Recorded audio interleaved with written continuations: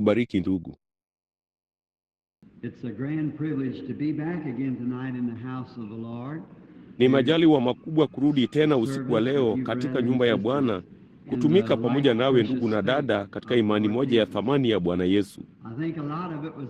Nafikiri mengi yake yalikuwa ni sehemu yangu jana usiku, ya labda kidogo kuwashikilia muda mrefu kupita kiasi. Nina sifa za kufanya ibada ndefu. Sijapata kufanya wowote mrefu kuliko usiku kucha. Kamwe sijachukua muda mrefu zaidi. Kidogo naja pamoja na Mtume Paulo wakati alipohubiri usiku kucha, naye yule mvulana akaanguka kutoka roshani akafa. Ndipo akaulaza mwili wake juu yake, naye huyo mvulana akafufuka. Kwa hiyo mtu fulani aliniambia akasema, ndugu Branham, kidogo unazungumza muda mrefu kupita kiasi. Vema, nina mengi sana ya kuzungumzia naam, kamwe siwezi kuyatoa yote kwa wakati mmoja. Nina nini tu tangu Kristo kunijaza kwa uwepo wake, mbona nimekuwa tu na mengi sana ya kusema juu yake. Na kwa hiyo usiku wa leo tutajaribu kuwaachilia mtoke mapema, kwa sababu ninawazia juu ya heshima kwa ajili ya wale inaowabidi kwenda mbali na inawabidi kwenda kazini na kadhalika. Labda baadaye kidogo katika juma tutarefusha tu kidogo zaidi. Basi jana usiku tulikuwa na maombi kwa ajili ya wagonjwa, ama kile tunachoita mara nyingi inajulikana kama ibada ya uponyaji. Hakika tunajua hatumponyi mtu yeyote, bali tunawaombea tu. Wala sijawahi kumponya mtu yeyote bado, bali bila shaka nimepata majibu makubwa ya maombi. Tukimwona Bwana, yeye huwaponya wagonjwa. Na kwa hiyo ndio sababu nipo hapa, kujaribu kushiriki pamoja nanyi kwenye mambo haya.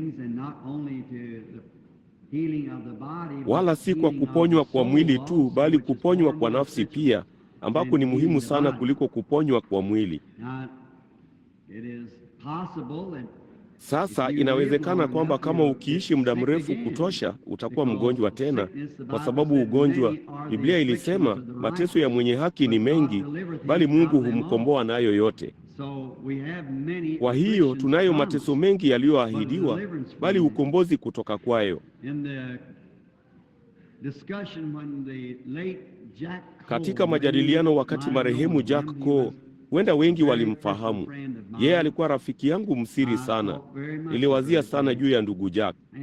Naye alikuwa na nini sana, samahani kwa hili tamshi, kama imani ya kulazimisha kushikilia tu kwa ajili ya uponyaji. Na yeye mtu fulani angekuja na mikongojo, alikuwa amejiwekea shoka ama kitu fulani pale, yeye angeikatakata ama kuivunjilia mbali kabla hata hajawaombea. Hakuwa aondoke na mikongojo hiyo tena. Yeye kama hawangeweza kutembea waende, wangetambaa hata watakapopata imani ya kutosha naye alikuwa na fuawe ndogo na nyundo zimewekwa pale, ndipo mtu angekuja amevaa miwani akaombewe kwa ajili ya macho yao. Angenyosha mkono na kuitoa na kuivunja kwa fuawe, aitupe upande mmoja. Kwa hiyo akaingia katika shida fulani huko Florida. Shetani alimwekea mtego, akapata mtoto ambaye alimtoa magango. Hakika mnajua hiyo hadithi. Kasisi Gordon Lindsay alikuwa huko chini mahakamani wakati hakimu aliposema, ati unadai mvulana huyo ameponywa. Ndipo ndugu Jack akasema yeye aliponywa. Akasema hakuna kitu kama hicho. Kasema nilipoyaondoa magango kutoka kwake, yeye alitembea akavuka jukwaa.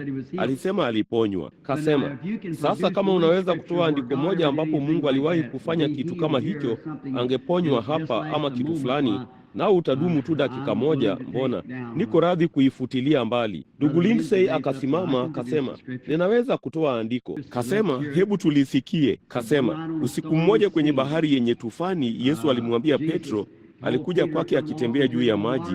Mradi tu alitembea, alikuwa juu ya maji kama alivyoamini, bali alipokuwa tayari kutokuamini akazama. Kwa hiyo ni kweli. Kwa hiyo hakimu angeweza kuifutilia mbali hiyo kesi, kusingekuwa na la zaidi juu yake. Hiyo ni kweli kabisa. Unaona, alikuwa mradi tu alikuwa akitembea, alikuwa sawa, bali alipoanza kutilia shaka, huyo akazama. Na huo ndio muda uponyaji wa kiungu unaodumu, kadri unavyouamini. Na huo ndio muda wokovu udumuo, kadri tu unavyouamini. Mtu fulani aliniambia wakati fulani uliopita, akasema Ndugu Branham, sijali kile ungaliweza kutoa, yale ungesema, ama mtu mwingine yeyote ambaye huenda ukawafufua watu 10 waliokufa na kumfanya kila kiwete kutembea. Kasema, ningali nina nini? Nisingeamini hilo. Nikasema, hakika usingaliamini. Halikuwa kwa ajili ya wasioamini, lilikuwa ni kwa wale tu wanaoamini. Hivyo tu ni kwa ajili tu ya waaminio. Yesu alisema kwa hao waaminio, wasioamini hata hawamo. Unaona, wewe ni wa kuhurumiwa tu. Kuna kasoro mahali fulani. Kwa hiyo kama wewe ni mwaminio, mbona ni kwa ajili yako. Kama wewe si mwaminio, basi si kwa ajili yako. Ndipo mtu fulani akasema, waweza, nilikuwa huko nje mtaani siku moja, akasema, waweza kumwambia mtu huyo anayesimama pembeni ana shida gani? Nikasema, unajua, Mungu huchukua mtu wake, bali kamwe si roho yake. Roho yake juu ya Eliya ilikuja juu ya Elisha, kisha juu ya Yohana. Ile iliyokuwa juu ya Yesu ilikuja juu ya kanisa, na kuendelea hivyo kote katika wakati. Shetani hufanya jambo lile lile. Yeye humchukua mtu wake, bali kamwe sio roho yake. Nikasema, karibu ninakumbushwa hapo walipofunga kitambaa machoni mwa Yesu kule mahakamani asubuhi ile, wakampiga kichwani kwa tete na kusema, tabiri utuambie ni nani aliyekupiga nasi tutakuamini. Kamwe hakufungua kinywa chake na kusema neno, kwa sababu hakuwafanyia watu vitimbi. Yeye alimtii tu Mungu. Mnaona, shetani alimwambia, ikiwa wewe ni mwana wa Mungu, mbona fanya muujiza hapa mbele zangu, hebu ni uone. Mmesikia hilo likisemwa. Mnaona, kumbukeni tu, huyo ni Ibilisi. Mnaona, huyo ndiye. Mnaona, yeye alisema, ikiwa wewe ni mwana wa Mungu, kasema, fanya tu muujiza na kuugeuza mkate huu, jiwe hili liwe mkate, nami nitakuamini. Akasema, imeandikwa, mtu hataishi kwa mkate pekee. Na halafu pale msalabani, shetani na wale makuhani walisema, kama wewe ni mwana wa Mungu, shuka utoke msalabani, ndipo tutakuamini. Angeweza kufanya hivyo, bali angekuwa akimtii shetani. Unaona, yeye hafanyi yale yasemayo shetani, hufanya yale yasemayo Mungu. Na mtumishi yeyote wa Mungu hufanya vile vile, kutii tu. Kwa hiyo unaposikia matamshi hayo, kumbuka tu mahali yanapotoka. Usiwadharau watu, bali wahurumie kwamba wamo katika giza kuu na upofu, labda wamekusudiwa hukumu hiyo. Kisha nini? Hilo ni baya, sivyo? Kwa hiyo tunasikitika tu na kuendelea kuwa wanyenyekevu na kuwa Wakristo. Sasa usiku wa leo ninataka kuwazungumzia juu ya somo dogo ambalo labda kidogo tu kunini, mpaka tutakapolifanya kusanyiko letu kidogo kuwiana na kuanza kuacha ushirikina wote ufutiliwe mbali. Basi jana jioni nilifikiri kwa mara ya kwanza ilikuwa ni vizuri sana kuwaona wengi wakimuitikia Roho Mtakatifu. Hakika ningeweza kuhesabu angalau 12 hapa ndani ambao walidhani ilikuwa ni mzaha ama kitu kama hicho. Lakini mtakuwa na hayo kwa vyovyote vile, mwajua. Kwa hiyo kamwe msiruhusu hilo liingilie wale wanaoamini. Hao ni wasioamini, makafiri, na katika hali mbaya. Basi waombeni tu. Lakini sasa usiku wa leo ninataka kuliendea somo la makongamano. Sasa ninataka kusoma andiko linalopatikana katika Isaya 1:18. Haya, njooni tusemezane, asema Bwana. Dhambi zenu zijapokuwa nyekundu sana, zitakuwa nyeupe kama theluji. Zijapokuwa nyekundu kama bendera, zitakuwa nyeupe kama sufu. Hicho ni kifungu kinachojulikana sana cha Injili. Labda wachungaji wenu wamekiendea mara nyingi. Nami nafikiri ni kimoja cha vifungu maarufu sana ama vyenye huruma vya Agano la Kale. Mungu akijaribu kufanya kongamano pamoja na watu kuhojiana mambo. Yehova Mungu, yeye aliyeumba mbingu na nchi na viumbe vyote vilivyomo, na hata hivyo angeomba kufanya kongamano na watu kusudi tusemezane, tuone vile ingekuwa. Tunasikia mengi sana siku hizi juu ya makongamano. Kumekuwapo na mengi sana ya hayo, na kuna makongamano mengi sana yanayofanywa kote nchini, kote ulimwenguni. Nilikuwa huko Visalia, Illinois majuma machache yaliyopita, ama Visalia, California majuma machache yaliyopita, nasi tulikuwa kwenye jengo la ghala la silaha, kitu kama hili ama kubwa kidogo. Basi alasiri ya kwanza kulikuwako na watu wengi waliosongamana ndani yake. Kabla giza halijaingia, walikuwa wamewafukuza karibu mamia mengi. Ndipo usiku uliofuata kulikuwako na karibu 2,000, kwa hiyo tusingeweza kukaa kule zaidi. Tulienda kwenye uwanja wa maonyesho wa mji jirani. Kufikia saa 9 alasiri hiyo kulikuwako na wengi sana mle, iliwabidi kufunga malango na kutowaruhusu kuingia baada ya saa 9 alasiri. Kwa hiyo kusongamana tu wakiingia.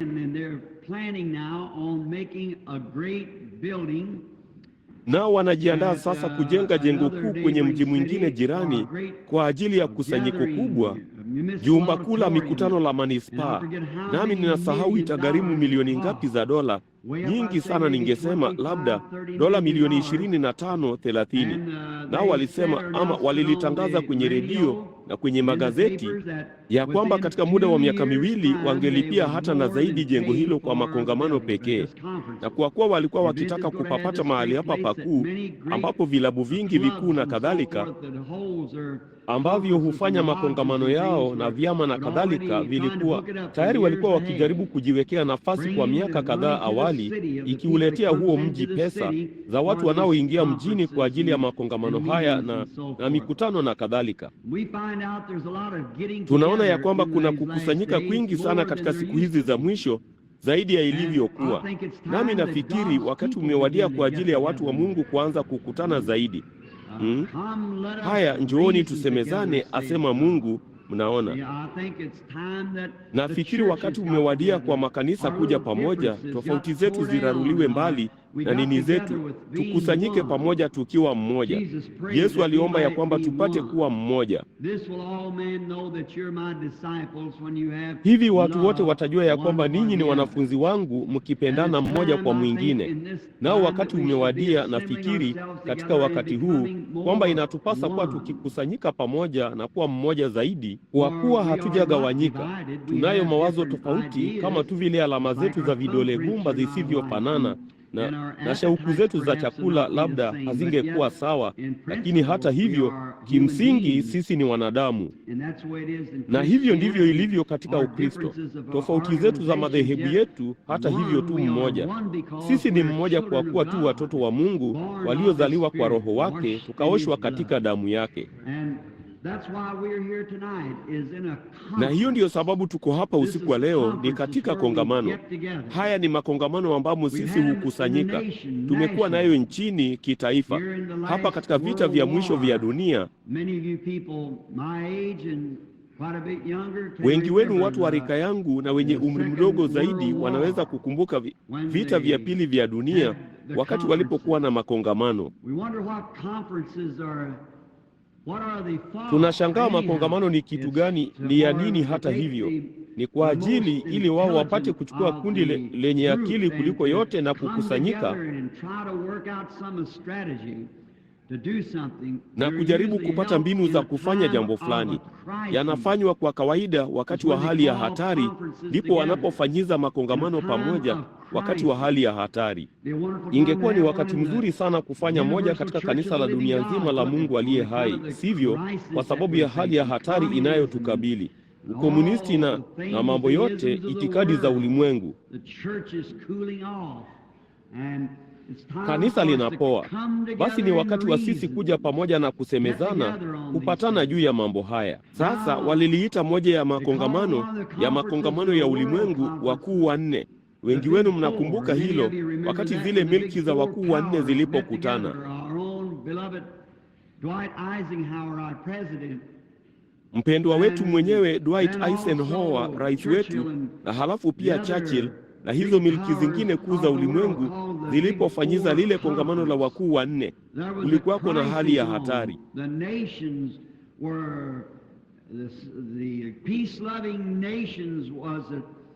Mataifa yalikuwa mataifa yanayopenda amani yalikuwa katika wakati wa hatari, wakati Hitler na Nazi na zote zilikuwa karibu kuuangamiza ulimwengu. Nao watu wapenda amani wanaomcha Mungu na urithi wetu mkuu ulikuwa hatarini. Kwa hiyo walikuja pamoja kwa ajili ya kongamano. Kulikuwako na kongamano la Geneva.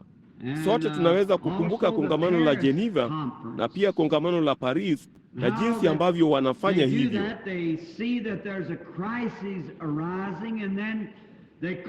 Wanaona ya kwamba kuna hali ya hatari inayoibuka, ndipo wanawaita walio bora kuliko wote wajuao.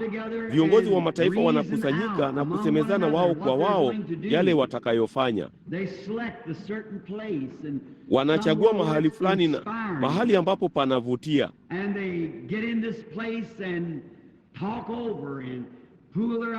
Ndipo wanafika mahali hapa na kuzungumza na kuweka maoni yao pamoja, jinsi ambavyo wanaweza kuja pamoja kama kiongozi mmoja mkuu, kama taifa moja kuu, kama jeshi moja kuu, wote wakiungana kuwa mmoja.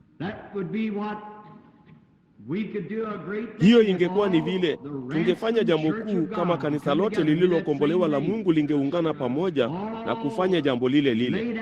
Sote tuweke chini mawazo yetu madogo na maskini tofauti ambazo huwatenganisha watu, nasi tungeweza kuja pamoja kama umoja mkuu wa Mungu. Ukomunisti ungetimua mbio. Itikadi zingine zote zingetoroka wakati jeshi kuu la Mungu likipata kuja pamoja. Sasa tunaona ya kwamba katika sehemu hizi za kukutania wanajaribu kupata mahali ambapo panavutia.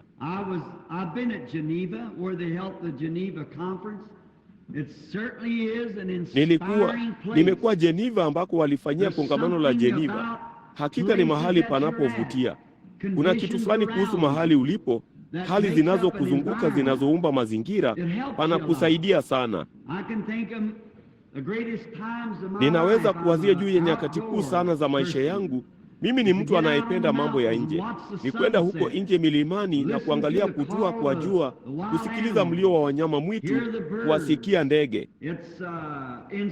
Kunavutia. Ni kitu ambacho kinakufanyia jambo fulani. Ndipo tungeweza kuja mahali ambapo tunaweza kuvutiwa kwa kuja pamoja, mahali pa kukutania. Baadhi yetu tungekuwa baridi na tofauti kidogo, kutokuhudhuria mkutano wa maombi Jumatano usiku, kukaa nyumbani kutazama kipindi fulani cha televisheni kisichopaswa kuwapo. Nao watu wanapumbazwa na hicho na kutohudhuria mkutano wa maombi wapate kutazama kipindi fulani cha kishenzi. Basi tunapokusanyika katika uamsho huu ni kuleta karama zetu na huduma yetu pamoja, kuzileta pamoja kwa ajili ya uamsho, tupate kuleta uvuvio juu ya watu, kukusanyika pamoja kwa ajili ya kuzuka kwa uamsho, ama sasa kwenda nyumbani kwa kanisa, kwa kuwa tuko karibu na wakati wa mwisho. Hilo linajulikana dhahiri kwamba tuko karibu na mwisho. Na sasa kama tulivyoihisi mikutano siku moja ama mbili usiku, tunapoendelea tuone ni njia ipi Roho Mtakatifu atakuwa akituelekeza, tutalifikia Bwana akipenda.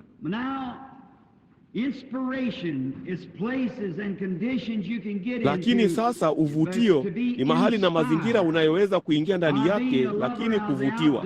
Mimi nikiwa ni mpenda mambo ya huko nje, ninapenda kupanda milimani na kusikiliza mlio wa wanyamapori. Nami nimekupenda tangu nilipokuwa mvulana mdogo. Sio zaidi sana kuwinda mnyama, bali kuwa tu mwituni, kwa kuwa kuna kitu fulani kinachovuvia kwangu. Hapa miaka michache iliyopita nilikuwa hapa juu Colorado, ambako mimi ni kiongozi kwenye misafara. Nimekuwa nikiwapeleka watu huko nje kwa miaka kadhaa. Siku moja mimi na mfugaji tulirudi tumechelewa baada ya wengi wa sisi, inaitwa ranchi za utalii, walikuwa wameingia na kupata paa wao na kadhalika, kisha wakatoka. Ndipo tukarudi huko juu sana mlimani, na huko ndiko ninakokuwa na kongamano dogo la kibinafsi kila wakati ninapopanda kule juu pamoja na Bwana. Daima yeye hunionyesha jambo fulani ama kunivuta karibu naye wakati ninapojitenga na kila kitu. Basi mwaka huu theluji ilikuwa imechelewa kidogo, nalo kundi la kulungu lilikuwa huko juu. Kulikuwako na theluji huko juu, kwa hiyo ilinibidi kupanda juu zaidi kuwapata kulungu. Alasiri moja huko juu, ilikuwa yapata Oktoba iliyopita, majani yatetemekayo huko chini, yalikuwa tu kama mienge, yamekauka na ni mepesi sana kuvunjika. Nami nilikuwa huko juu kwenye theluji, nayo hali ya hewa inaweza kubadilika upesi sana kule juu. Dakika moja inaweza kuwa ikinyesha, kisha theluji inaingia, halafu jua linawaka. Ndipo dhoruba ikatokea, nami nikaenda nyuma ya mti na kuilaza chini bunduki yangu na kungojea mpaka huo mvumo ulipokwisha. Nami nilikuwa papo hapo karibu na maskini mwanya mmoja karibu na mpaka wa msitu. Hapo ni kadri misitu inavyokuwa mpaka unafikia kwenye misonobari mbilikimo na kadhalika. Ndipo niliposhangaa jinsi nilikuwa nimeketi hapo nyuma ya mti nikisikiliza upepo ukivuma na kuwazia juu ya Bwana nyuma ya msonobari mkubwa.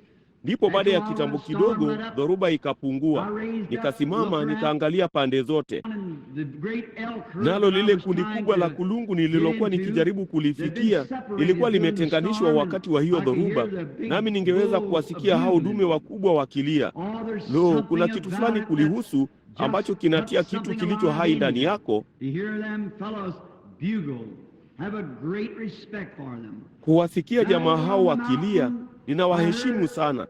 Kisha huko juu mlimani nikamsikia mbwa mwitu akilia, mwenzake akijibu huko chini. Nikaangalia magharibi, nalo jua lilikuwa likitua, na kama tu kupenya kwenye mianya ya milima, jicho kubwa la kiajabu sana ilivyoonekana la Mungu kuangalia kote juu ya mlima, upeo wa samawati, na kuona basi ambapo upepo ulikuwa umevumia na maji yalikuwa yameganda juu ya mimea isiyokauka, ndipo ikafanya upinde wa mvua ulioenda kote ng'ambo ya lile genge. Lo, yote hayo kwa jumla, nilivurugika tu kama mtoto mchanga, nikaangua kilio. Huyo hapo Mungu katika upinde wa mvua, lile agano. Alionekana kama Alfa na Omega, Yaspi na Akiki, Rubeni na Benyamini pia, wa kwanza na wa mwisho. Huyo hapo akilia pale katika yule mbwa mwitu, huyu hapa akilia katika yule kulungu. Kila mahali unapoangalia huko juu palionekana kuwa ni Mungu. Hivyo ndivyo ninavyopenda kupata huo uvuvio, kupanda kule juu peke yangu pamoja na Mungu, juu kabisa, maili na maili na maili. Nisingeweza kushuka chini kwa siku kadhaa nilizohitaji kushuka kutoka mahali nilipokuwa kufika mahali farasi walipokuwa wamefungiwa, lakini kule juu tu peke yangu na Mungu, kulala huko nje usiku huo mlimani. Na wakati tulipokuwa huko juu, nilipata moja ya hizo roho za shangwe halisi juu yangu. Nadhani sio kitu cha kigeni kwenu wa Pentekoste. Ndipo nikawa na furaha sana, nikailaza bunduki chini kuegemea huo mti, kisha nikaanza kukimbia kuuzunguka huo mti, nikirukaruka tu huku na huku kwa nguvu nilivyoweza, nikipiga makelele kwa sauti yangu yote, Bwana asifiwe, Bwana asifiwe. Nami nadhani kama mtu angekuja mwituni, wangaliwazia kulikuwako na mtu fulani ameitoroka hospitali ya waenda wazimu. Nikazunguka na kuzunguka mti huo kwa nguvu tu nilivyoweza, nikipiga makelele na kuipiga mateke miiba ya misonobari.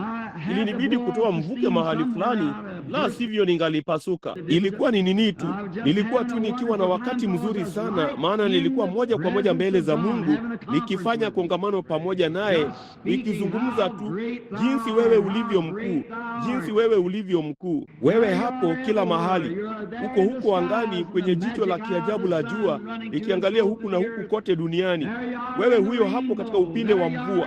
Wewe huyo hapo ndani ya mbwa mwitu. Wewe huyo hapo katika kulungu.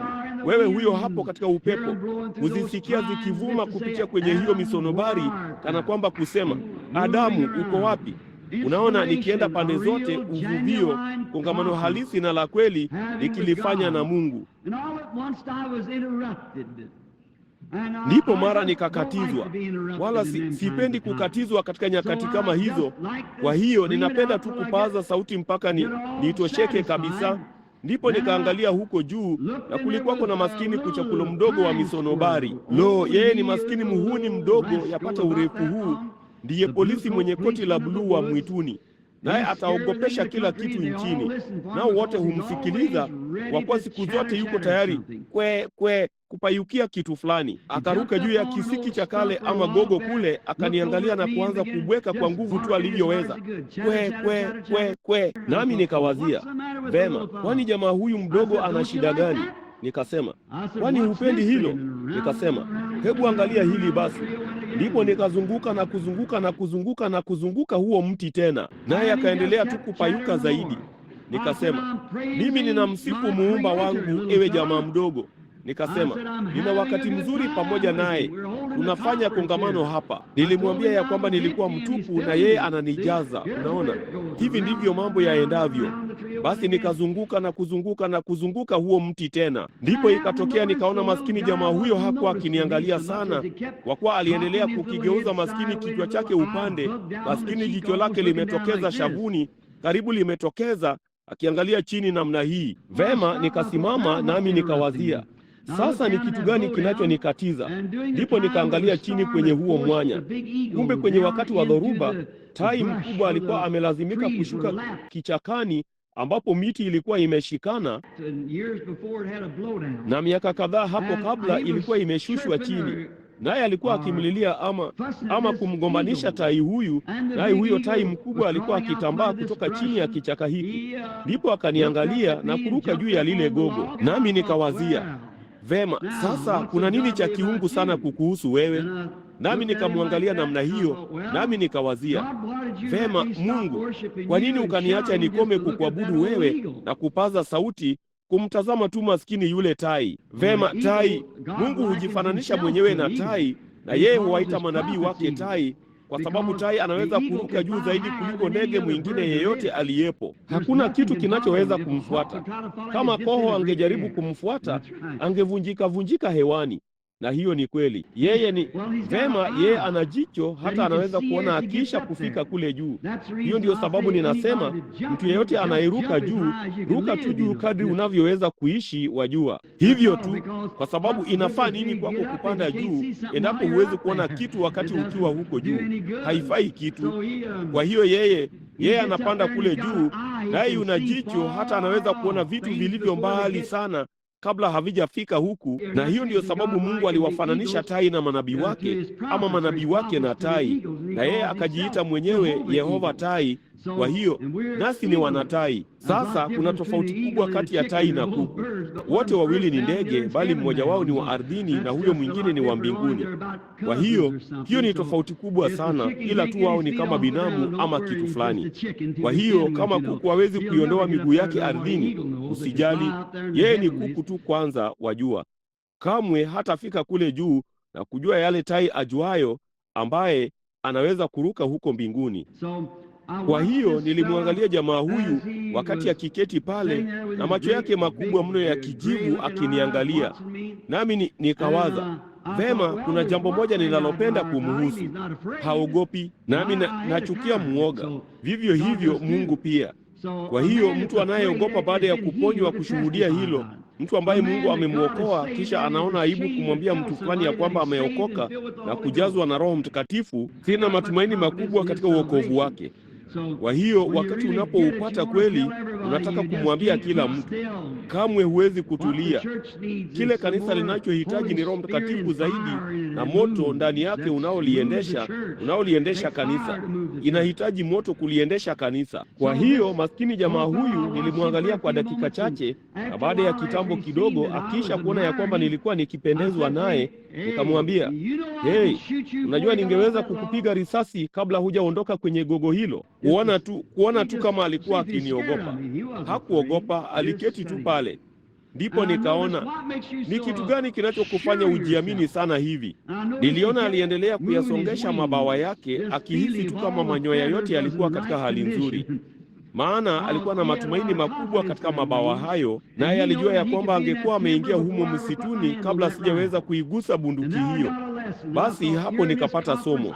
Nikawazia, hapa katika kongamano hili ninajifunza jambo fulani. Mnaona sasa, huyo tai alikuwa na mabawa mawili ambayo Mungu alimpa, naye alikuwa na matumaini katika mabawa hayo. Alijua yale angaliweza kufanya na mabawa hayo, wala hakuniogopa hata kidogo. Kwa hiyo alijua angeweza kuingia katika msitu huo kabla hata sijaweka mkono wangu juu ya hiyo bunduki. Nami nikawazia, kama tai huyo akiwa na mabawa mawili aliyopewa na Mungu, alijua ya kwamba angeweza kutoroka kabla sijaweza kufanya lolote kulihusu. Mkristo aliyempokea Roho Mtakatifu anapaswa kufanya nini? Mradi tu unaweza kuhisi uwepo wake karibu nawe na kila kitu kinaenda katika utaratibu. Hakuna hukumu ya adhabu juu yao walio katika Kristo Yesu, wanaoenenda si kwa kufuata mambo ya mwili bali ya Roho. Unapohisi hali hiyo ya kukimbia, usiogope yale shetani atakayofanya. Nini tu, unajua uko katika uhusiano mwema basi. Kwa hiyo nikamwangalia namna hiyo, ndipo nikatambua yeye hakuniogopa, bali hakutaka tu kusikia kuchakulo huyo wa ardhini, maskini kuchakulo wa misonobari ameketi hapo akifanya kwe kana kwamba atamrarua vipande vipande. Mbona hakuwa anaenda kufanya kitu, alikuwa ni mdogo mno. Huyo tai angaliweza kumnyanyua juu na hiyo ingalikuwa. Mbona mguu wake ulikuwa ni mkubwa kuliko huyo kuchakulo. Kwa hiyo bali maskini huyo kuchakulo alikuwa akiruka juu chini kana kwamba atamrarua vipande vipande, akijifanya tu mwajua. Hatimaye maskini huyo tai akachoshwa nalo. Kwa hiyo alifanya tu mruko mmoja mkubwa, akapiga mabawa yake kama mara mbili, kisha akaweka mabawa yake sawa. Nami nikasimama pale na kumwangalia tai huyo hata nikalia. Kamwe hakupiga mabawa yake pop pop pop. Alipiga mara chache tu mpaka akafikisha nini yake juu ya mpaka wa ule msitu. Alafu basi alijua tu jinsi ya kuweka mabawa yake kwenye hayo mawimbi ya hewa yaliyopanda kutoka mlimani, nayo yakambeba tu na kuendelea mbele mpaka akawa tu ni doa dogo, wala hakusogeza unyoya. Yeye alijua tu la kufanya. Ndipo nikawaza, hivyo si ndivyo ilivyo? Sio jiunge na Methodisti kisha uende ukajiunge na Wabaptisti kisha ujiunge na Assemblies na halafu ujiunge na Church of God. Sio pop pop hapa na pop pop pale. Ni kujua tu jinsi ya kuweka mabawa yako ya imani katika nguvu za Mungu, ndipo wakati utukufu unapoingia uendeshe tu juu yake mbele. Viondokee maskini hivyo vijikuchakulo vya ardhini vinavyosema kwe, siku za miujiza zimepita. Hakuna kitu kama uponyaji wa kiungu. Hakuna Roho Mtakatifu tena. Ilikuwa ni kwa ajili ya mitume muda mrefu uliopita. Weka tu mabawa yako na uruke uende mbele mpaka huwezi kusikia hayo tena. Hiyo ndiyo aina ya kongamano tunalotaka pamoja na Mungu, litakalotuinua juu ya vivuli, litakalotupeleka mbali hata ukosoaji wote na chochote kile huwezi kuusikia tena. Umefungiwa tu ndani pamoja na Mungu. Haikubidi kujiunga na hili, kujiunga na lile. Jua tu jinsi ya kuweka imani yako. Hiyo ni kweli. Iweke tu imani yako katika neno la Mungu. Ndipo wakati agano hilo la kale na jipya litakapotandazwa pale, ya kwamba yeye ni yule jana, leo na hata milele, na hapo nguvu za Mungu zitakapoingia, ingia pamoja nazo. Panda tu juu kote. Ni yeye yule jana, leo na hata milele. Hawezi kushindwa. Lo, makongamano haya inapaswa kuwa ni kuzingatia kwa njia ya maombi kwetu sisi sote.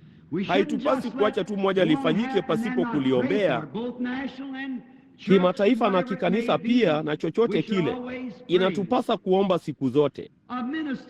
Rafiki yangu mhudumu, ndugu mzuri Mkristo, kwenye wakati wa kongamano la Geneva, alikuwa akiingojea redio yake kusikiliza taarifa yake rasmi, kwa sababu taifa letu lilikuwa hatarini na urithi wetu mkuu ambao babu zetu waliupigania ulikuwa hatarini.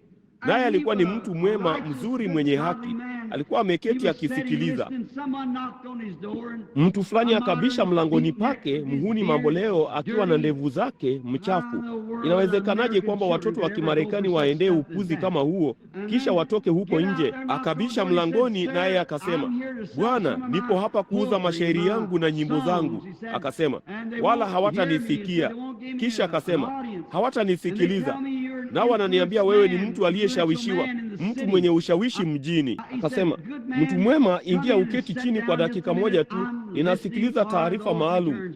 Lakini lo, asingeweza kusimama kimya.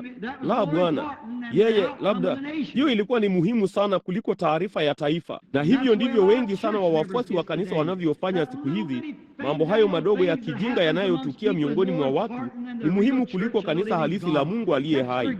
Hebu na tusahau mambo yetu madogo na turuke twende. Hebu tusikilize taarifa rasmi. Sasa hapa walikuwa na kongamano lingine ningetaka kulizungumzia kwa dakika moja tu. kongamano la mwisho walilofanya kwenye jengo la UN, ambapo magharibi na mashariki zilikutana, ambapo Khrushchev alitoa kiatu chake na kulipiga dawati kwacho.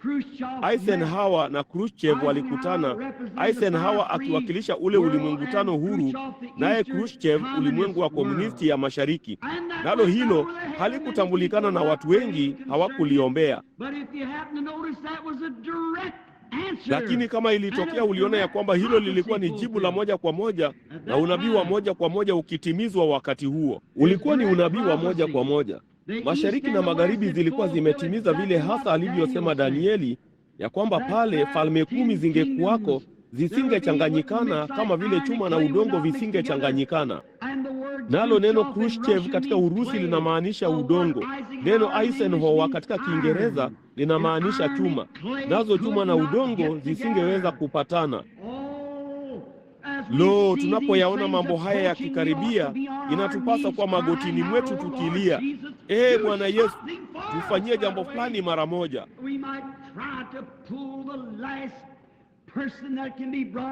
Huenda tukajaribu kumvuta mtu wa mwisho ambaye anaweza kuingizwa katika ufalme wa Mungu, kujikusanya pamoja na kufanya makongamano na mikutano na kukusanyika katika mikutano ya maombi usiku kucha. Shida ya kanisa usiku wa leo, tunaenda tu na kupiga magoti na kuomba na kupiga miayo mara chache, wenye kusinzia na wachovu, na inatulazimu kwenda nyumbani na kulala. Sio kama kanisa la mwanzoni la Kipentekoste. Waliomba siku nzima na usiku kucha. Nilikutana na hao watu wa zamani kutoka miaka 40 iliyopita, wakasema waliomba siku nzima na usiku kucha, wakatembea mitaani. Siku hizi tumekuwa maarufu sana na tunataka kujilinganisha na makanisa makubwa, na hapo ndipo tunapofanya makosa yetu. Na waambia, kanisa lilikuwa katika utaratibu bora zaidi miaka 40 iliyopita kwa ajili ya kuja kwa Bwana kuliko lilivyo usiku wa leo, kwa sababu sisi ni kanisa la Laodikia. Tunatambua ya kwamba huu ndio wakati tunaoishi. Nalo hilo lilikuwa ndilo kanisa pekee ambalo Yesu alipatikana nje ya kanisa lake mwenyewe, akibisha mlangoni, akijaribu kurudi ndani ya kanisa lake mwenyewe. Tofauti zetu zimemfukuza, utengano wetu wa udugu na jinsi ambavyo tumeyafuatilia mambo ya ulimwengu badala ya mambo ya Mungu. Tunapaswa kuwa tumeingia kabisa kwenye nchi ya Kanaani, na sisi hawa hapa nyikani tukizunguka na kuzunguka tena kama tu vile wao walivyofanya kule nyuma.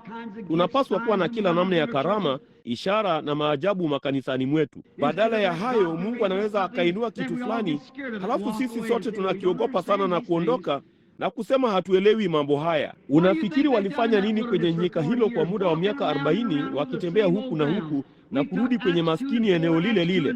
Tumechukua Matendo 2:4, Matendo 2:4, Matendo 2:4, tumerudia hata kufa. Hima, twende mbele, nchi ya ahadi ipo. Kwa kuwa yoyote mtakayo mkisali, aminini mnayapokea, nayo yatakuwa yenu. Matendo 2:4 ni sahihi, bali hiyo siyo yote. Hiyo ni kweli, kunayo mengi zaidi yake.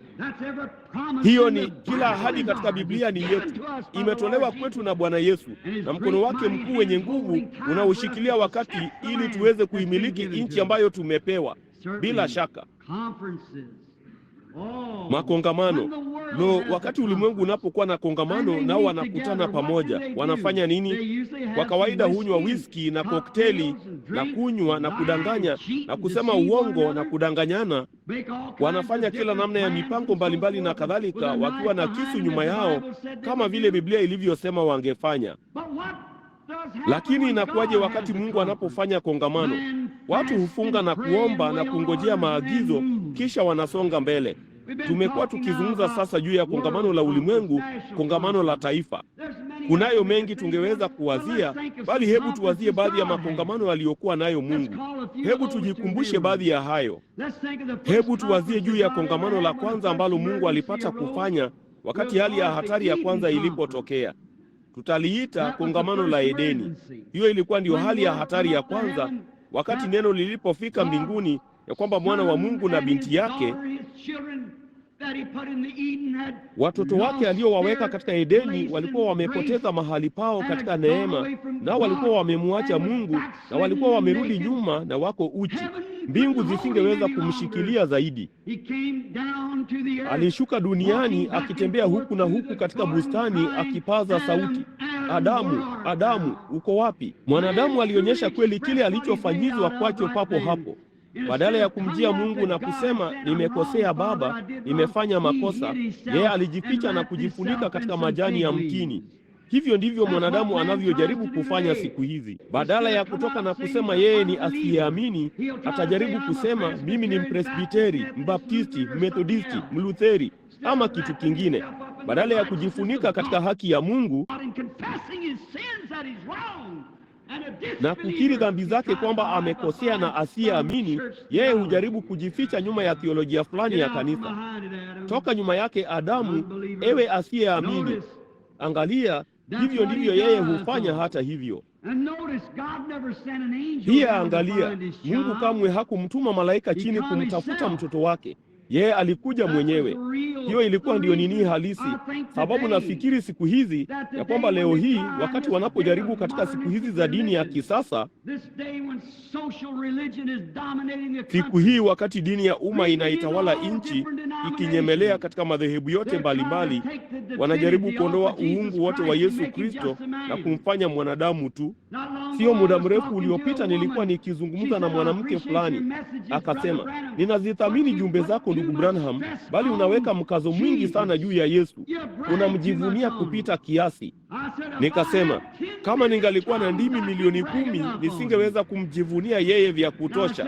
Nikasema, yeye anastahili kila kitu ningaliweza kujivunia. Akasema, vema, kunalo jambo moja, wewe unajaribu kumfanya Mungu. Nikasema, yeye alikuwa Mungu. Lo, akasema, yeye alikuwa ni mwanadamu tu, alikuwa mtu mzuri. Wao hawaamini katika damu yake ipatanishayo. Sikilizeni, kama hiyo ilikuwa ni damu ya Myahudi ama ya mataifa, sote tumepotea. Hiyo ilikuwa ni damu ya Mungu mwenyewe. Yeye hakuwa Myahudi wala mataifa. Alikuwa ni Mungu aliyedhihirishwa katika mwili. Hiyo ni kweli kabisa. Ni jambo gani lililotukia? Damu hutokana na jinsia ya kiume. Tunajua hilo. Kuku anaweza kutaga yai, lakini kama haja kuwa pamoja na ndege wa kiume, halitaanguliwa kamwe. Halijarutubishwa. Mtoto mchanga anazaliwa na mwanamke amefunikwa katika damu yake, bali hana hata chembe moja ya damu ya mama. Hemoglobini iko kwenye jinsia ya mwanamume. Kwa hiyo tunaweza, ni kama tu vile msimu wa kuchipusha majani unakuja, nasi tunaona maskini mama ndege wanatoka hapa nje na kujitengenezea kiota. Wanataga kiota kizima cha mayai, naye anaweza kuingia kwenye kiota hicho na kuyatamia mayai hayo hata akonde sana, asiweze kuruka kutoka kwenye hicho kiota. Kwa uchaji sana, kwa heshima sana kwa mayai yake, anayapindua huku na kuyapindua kule. Anakufa kwa njaa, bali ana hofu ya kwamba yataachwa wazi kama akiruka kutoka kwenye kiota. Yeye ni mama mwaminifu na anajaribu kuyatamia mayai haya. Lakini endapo mume huyo ndege jike aliyeyataga hayo mayai, kama hajawa pamoja na ndege wa kiume mwenziwe, hayo mayai, haidhuru atayatamia jinsi gani, jinsi anavyoyatunza vizuri, yataozea moja kwa moja kwenye hicho kiota. Hiyo ni kweli kabisa. Hiyo ndiyo shida ya mengi ya makanisa yetu ya kale baridi ya kawaida siku hizi, yana kiota kilichojaa mayai yaliyooza. Kitu pekee walicho ni wenye kukiri, bali kamwe hawajapata kuwa na yule mume Yesu Kristo. Jambo pekee lipasalo kufanywa ni kulisafisha na kuanza tena pamoja na wanaume na wanawake ambao wamekuwa katika uhusiano na yule mume Yesu Kristo kwa kanisa lake. Wanawezaje kuamini nguvu za kimbinguni za Mungu wakati hawana chochote cha kuaminia? Mama yangu mzee wa kusini aliniambia, kasema, kipenzi, huwezi kupata damu kutoka kwa taniku kwa sababu hakuna damu ndani yake. Unawezaje kupata imani kutoka kwa mtu ambaye hana kitu cha kuaminia? Kama hujawahi kuzaliwa mara ya pili kwa Roho wa Mungu, hujui kanuni ya kwanza ya nguvu za kufufuka kwake Bwana wetu Yesu Kristo. Hiyo ni kweli. Hawalielewi. Lo, tunazo. Nao ni watoa sadaka wakubwa kanisani, nasi tunawafanya mashemasi na kila kitu kingine na kuwahatamia. Nao ni wasioamini tu kwa kuanzia.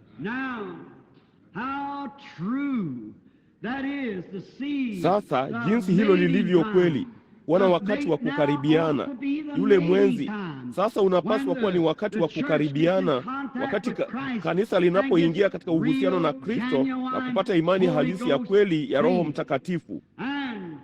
Basi mama huyu akaniambia, akasema, ndugu Branham, ulisema ulikuwa wa kimsingi, ulisema tu yale maandiko yaliyosema na kudumu nayo. Nikasema, naam. Naye akasema, ninaweza kukuthibitishia ya kwamba yeye hakuwa ni Mungu. Nikasema, iwapo alikuwa chochote pungufu ya Mungu, yeye alikuwa ndiye mdanganyifu mkubwa kuliko wote ulimwengu uliyepata kuwa naye.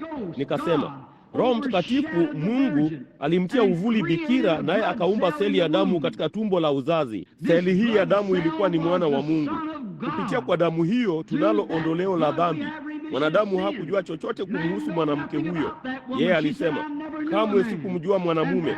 Naye huyo alikuwa ni Mungu mwenyewe akifanya maskani pamoja na mwanadamu, Mungu mwenyewe. Akasema, nawe ati unamfanya Mungu? Nikasema, yeye alikuwa Mungu. Akasema, nitalithibitisha kwa Biblia yako mwenyewe, yeye hakuwa ni Mungu. Nikasema, hebu nikusikie ukilisema. Akasema, katika Yohana Mtakatifu mlango wa 11, wakati Yesu alipokuwa akienda kwenye kaburi la Lazaro, Biblia ilisema akalia, na iwapo alikuwa ni Mungu hangeweza kulia. Lo, nikasema, mama, hilo ni jepesi kuliko mchuzi uliofanyizwa kwa kivuli cha kuku aliyekufa kwa njaa.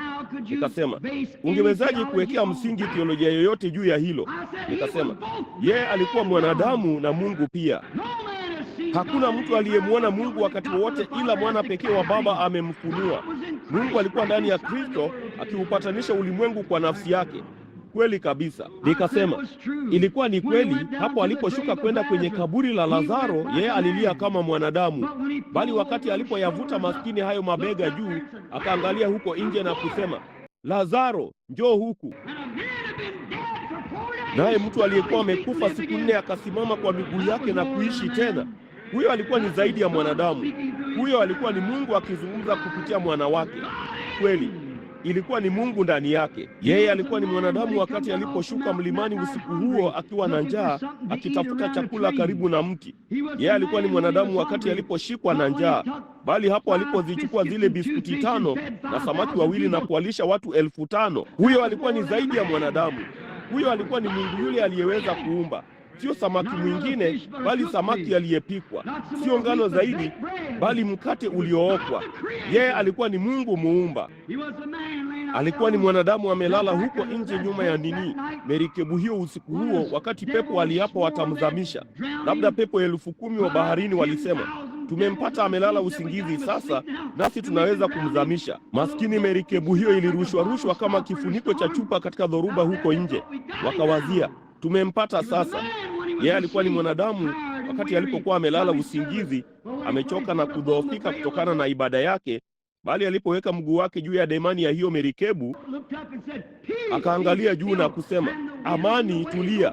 Nazo pepo pamoja na mawimbi zikamtii. Huyo alikuwa ni zaidi ya mwanadamu. Alipokufa msalabani, yeye alilia kama mwanadamu, Mungu wangu unirehemu, Mungu wangu, Mungu wangu, mbona umeniacha? Yeye alikuwa ni mwanadamu katika kufa kwake. Bali kwenye ile asubuhi ya Pasaka, wakati alipovunja muhuri wa mauti, kuzimu na kaburi na kufufuka tena, lo, imevuvia kila mshairi ama mwandishi wa nyimbo aliyewahi kuwapo. Mtu yeyote aliyepata kuwa chochote muhimu aliamini yeye alikuwa ni Mungu. Iliwavuvia washairi na manabii kote katika miaka. Mmoja aliyeishi, mmoja aliandika shairi kasema hivi, niuonapo msalaba wa ajabu ambapo mfalme wa utukufu alikufa, ninahesabu umaarufu wangu wote kuwa ni hasara. Eddie Peronet alisema, wote lisifuni jina la Yesu, malaika na waanguke kifudifudi. Ileteni taji ya kifalme, mkamvike taji Bwana wa wote. Mwingine kipofu Fanny Crosby alisema, usinipite Mwokozi mpole, kisikie kilio changu kinyenyekevu. Unapowazuru wengine, usinipite. Wewe kijito cha raha yangu yote, zaidi ya maisha kwangu. Ni nani niliye naye duniani mbali na wewe? Ama ni nani mbinguni ila wewe? Mwingine Claire aliandika hivi, alipoishi yeye alinipenda, akifa aliniokoa. Alipozikwa aliondolea mbali dhambi zangu. Alipofufuka alinihesabia haki bure milele. Siku moja iwaja, siku yenye utukufu. Mtu yeyote angeamini yeye alikuwa ni Mungu. Bila shaka. Wakati Mungu alipokuwa na kongamano huko Edeni, mwanawe alikuwa amepotea, watoto wake walikuwa wamepotea. Hiyo ndiyo sababu kamwe hakuuaminisha ukombozi kwa malaika yeyote wala chochote kile ila yeye mwenyewe. Tulikombolewa kwa damu ya Mungu. Na sasa seli hiyo ya damu, hiyo ndiyo inayotupatia ujasiri wa kusimama juu ya neno lake. Hiyo ndiyo inayotupatia ujasiri wa kutembea machoni pa pepo na pingamizi, kwa sababu tunajua tunakuja tumefunikwa kwa damu ya Bwana Yesu, ambayo ni nguvu za kiungu katika damu ya Yesu. Sasa muangalieni yeye. Tunaona kongamano hili, Mungu akipitia kwenye bustani ya Edeni. Kuna jambo linalopaswa kufanywa. Kuna hali ya dharura inayoendelea. Watoto wake wamepotea, hajui la kufanya. Anashuka katika bustani, anaanza kuwatafuta. Wakati alipowapata huko nyuma mle ndani, wamejificha nyuma ya kanuni fulani ya imani ya kujibunia, yeye alifanya nini? Alichagua mti fulani na kuwaita watoke. Naye akafanya kongamano, na kulikuwa na uamuzi uliofanywa, jinsi ambavyo mwanadamu hana budi kukombolewa. Naye mwanadamu amefanya kazi juu ya majani ya mtini tangu wakati huo, bali Mungu kamwe hajatambua chochote ila damu aliyoanza nayo hapo mwanzo. Kila mwanamume na mwanamke kote kupitia kwenye wakati, kila nabii, kila mtu daima amepitia juu ya kanuni hizo. Ayubu alisimama imara juu yake. Mahali pa pekee pa kukutania pa Israeli palikuwa ni chini ya damu iliyomwagika. Mahali pekee utukufu wa Shekina ulipoangukia palikuwa ni chini ya damu. Mahali pekee ambapo utukufu wa Shekina utakuja, msiniache niumize hisia zenu, Baptisti, Presbiteri, lakini mahali pekee ambapo utukufu wa Shekina huangukia ni chini ya damu. Hiyo ndiyo sababu mnauhisi huu utukufu wa Shekina wa Kipentekoste, ni kwa sababu uko chini ya damu, damu iliyomwagika ya mwana wa Mungu. Kurudi kwenye utukufu wa Shekina wakati alipoichukua damu yake mwenyewe na kulipasua lile pazia mara mbili, nasi tunaingia kwenye uwepo wa Mungu. Utukufu wa Shekina ambamo baraka zake hufanya watu wapya kutoka kwa wakale. Haruni aliacha fimbo yake mle mwaka mmoja, nayo ikachanua na kutoa maua wakati ikiwa katika uwepo wa utukufu wa Shekina. Mtu yeyote anayekaa katika uwepo wa utukufu wa Shekina wa Mungu atamchukua maskini mwenye dhambi aliyekufa katika dhambi na makosa na kumchanua akawa kiumbe kipya katika Kristo Yesu. Kongamano. Mungu alifanya uamuzi wake. Hilo ndilo tungeliita kongamano la Edeni. Mnajua wakati huu unapita upesi mno. Mnaona hata upati kuanza mpaka wewe ni wakati wa kumalizia. Utukufu wa Shekina kwenye kongamano la Edeni. Sasa kulikuwako na kongamano lingine. Hebu turejee kwenye mawili ama matatu zaidi upesi mkipenda. Kulikuwako na kongamano lingine. Hebu tuliite kongamano la kichaka kilichowaka moto. Kulikuwako na mtu aliyetoroka wakati mmoja, nabii mtoro ambaye Mungu alikuwa naye. Akatoka akajiolea mke, kisha akawa na mvulana mdogo jina lake Gerishomu. Jina lake lilikuwa ni Musa. Kwa hiyo alikuwa anaenda kurithi kondoo wote wa Yethro, naye alikuwa akiendelea vizuri sana wakati akiwa chini ya mlima asubuhi moja. Alikuwa tayari amesahau mizigo ya watu huko chini Misri, kwa sababu alikuwa katika hali nzuri sana. Nafikiri hivyo ni karibu vile kanisa la Kipentekoste limefikia. Limesahau kuhusu mizigo ya hao wenye dhambi. Hiyo si kanisa la Kipentekoste pekee, bali la Methodisti, la Baptisti, la Presbiteri. Badala ya kuwarudisha kwa Mungu, na mtu yeyote, sijali wewe ni mwanatheolojia gani ama wewe ni mfuasi wa kanisa lipi, kulikuwako na kanisa moja, na Ukristo wote ulianzia kwenye siku ya Pentekoste kwa tukio la Kipentekoste. Kanisa Katoliki lilisema hao walikuwa ndio. Kila mtu hujaribu kurejea nyuma kwenye hilo, lakini kama ilikuwa ni wao, kwa nini utukufu ule na ishara zile hazilifuati kanisa hilo lililokuwako wakati huo? Bila shaka. Sasa kulikuwako na kongamano. Mungu alimwona nabii wake mtoro, na wakati Mungu anapomchagua mtu kufanya jambo fulani, hakuna njia kwake kuliondokea. Mungu humrudia mara kwa mara. Labda baadhi yenu hapa usiku wa leo aliyerudi nyuma, utakuwa na mashaka siku zote za maisha yako, na unapaswa kuwa nayo mpaka utakapojisalimisha kwa Mungu. Alikuwa ndiye huyo hapo. Baadhi yenu wanawake, baadhi yenu wanaume, mnarudi huko nje ulimwenguni, mnaenda kwenye madansi na mambo ambayo mlifunzwa vizuri zaidi. Siku hizi ni aibu mahali makanisa yetu ya Kipentekoste yamefikia. Kama vile David Duplessis alivyosema siku moja, mahali tulipokuwa tumefikia. Mnajua sisi kanisa la Kipentekoste ni kama tu kanisa letu la Methodisti ambao tuko katika jengo lao usiku wa leo, kama kanisa la Baptisti la Presbiteri. Kama Umethodisti ungeyarudia mafundisho ya John Wesley ungekuwa ni sawa. Hakika kama Wabaptisti wangemrudia John Smith, Lutheri lingerudi kwa Martin Luther, na iwapo Pentekoste ingerudi kwenye Pentekoste, hiyo ni kweli, ingekuwa ni sawa. Lilianza vema, lakini jambo ni kwamba tunawaingiza wajukuu. Mungu hana wajukuu wowote. Yeye hana wajukuu wa kiume, yeye anao wana tu. Tunawaingiza watoto wetu ndani na kuwaweka kwenye susu, kama vile Wamethodisti na Wabaptisti, na wote hao wanakuja kanisani, nasi tunawapokea kama Pentekoste, wala hawajui zaidi kumhusu Mungu kuliko sungura ajuavyo kuhusu viatu vya theluji. Kile tunachohitaji leo hii ni kurudi kwenye ujuzi wa Mungu na kurudi pamoja na Roho Mtakatifu tena. Hiyo ni kweli. Sasa, samahani kwa tamshi hilo, linasikika la kukufuru. Sikumaanisha kulisema tu jinsi hiyo, bali hiyo ni kweli. Hiyo ni kweli. Inatupasa kurudi kwenye Mungu hana wajukuu. Yeye anao wana, bali sio wajukuu. Hakuna mahali katika Biblia ambapo Mungu alikuwa na mjukuu. Kila mtu hana budi kuja na kulipa gharama ile ile, hana budi kuja vile vile.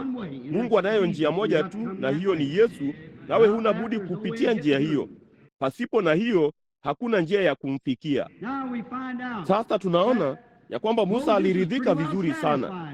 Kila kitu kilikuwa kinaendelea vyema, naye alikuwa amepoteza mzigo wote kwa wale watu waliokuwa huko chini katika utumwa.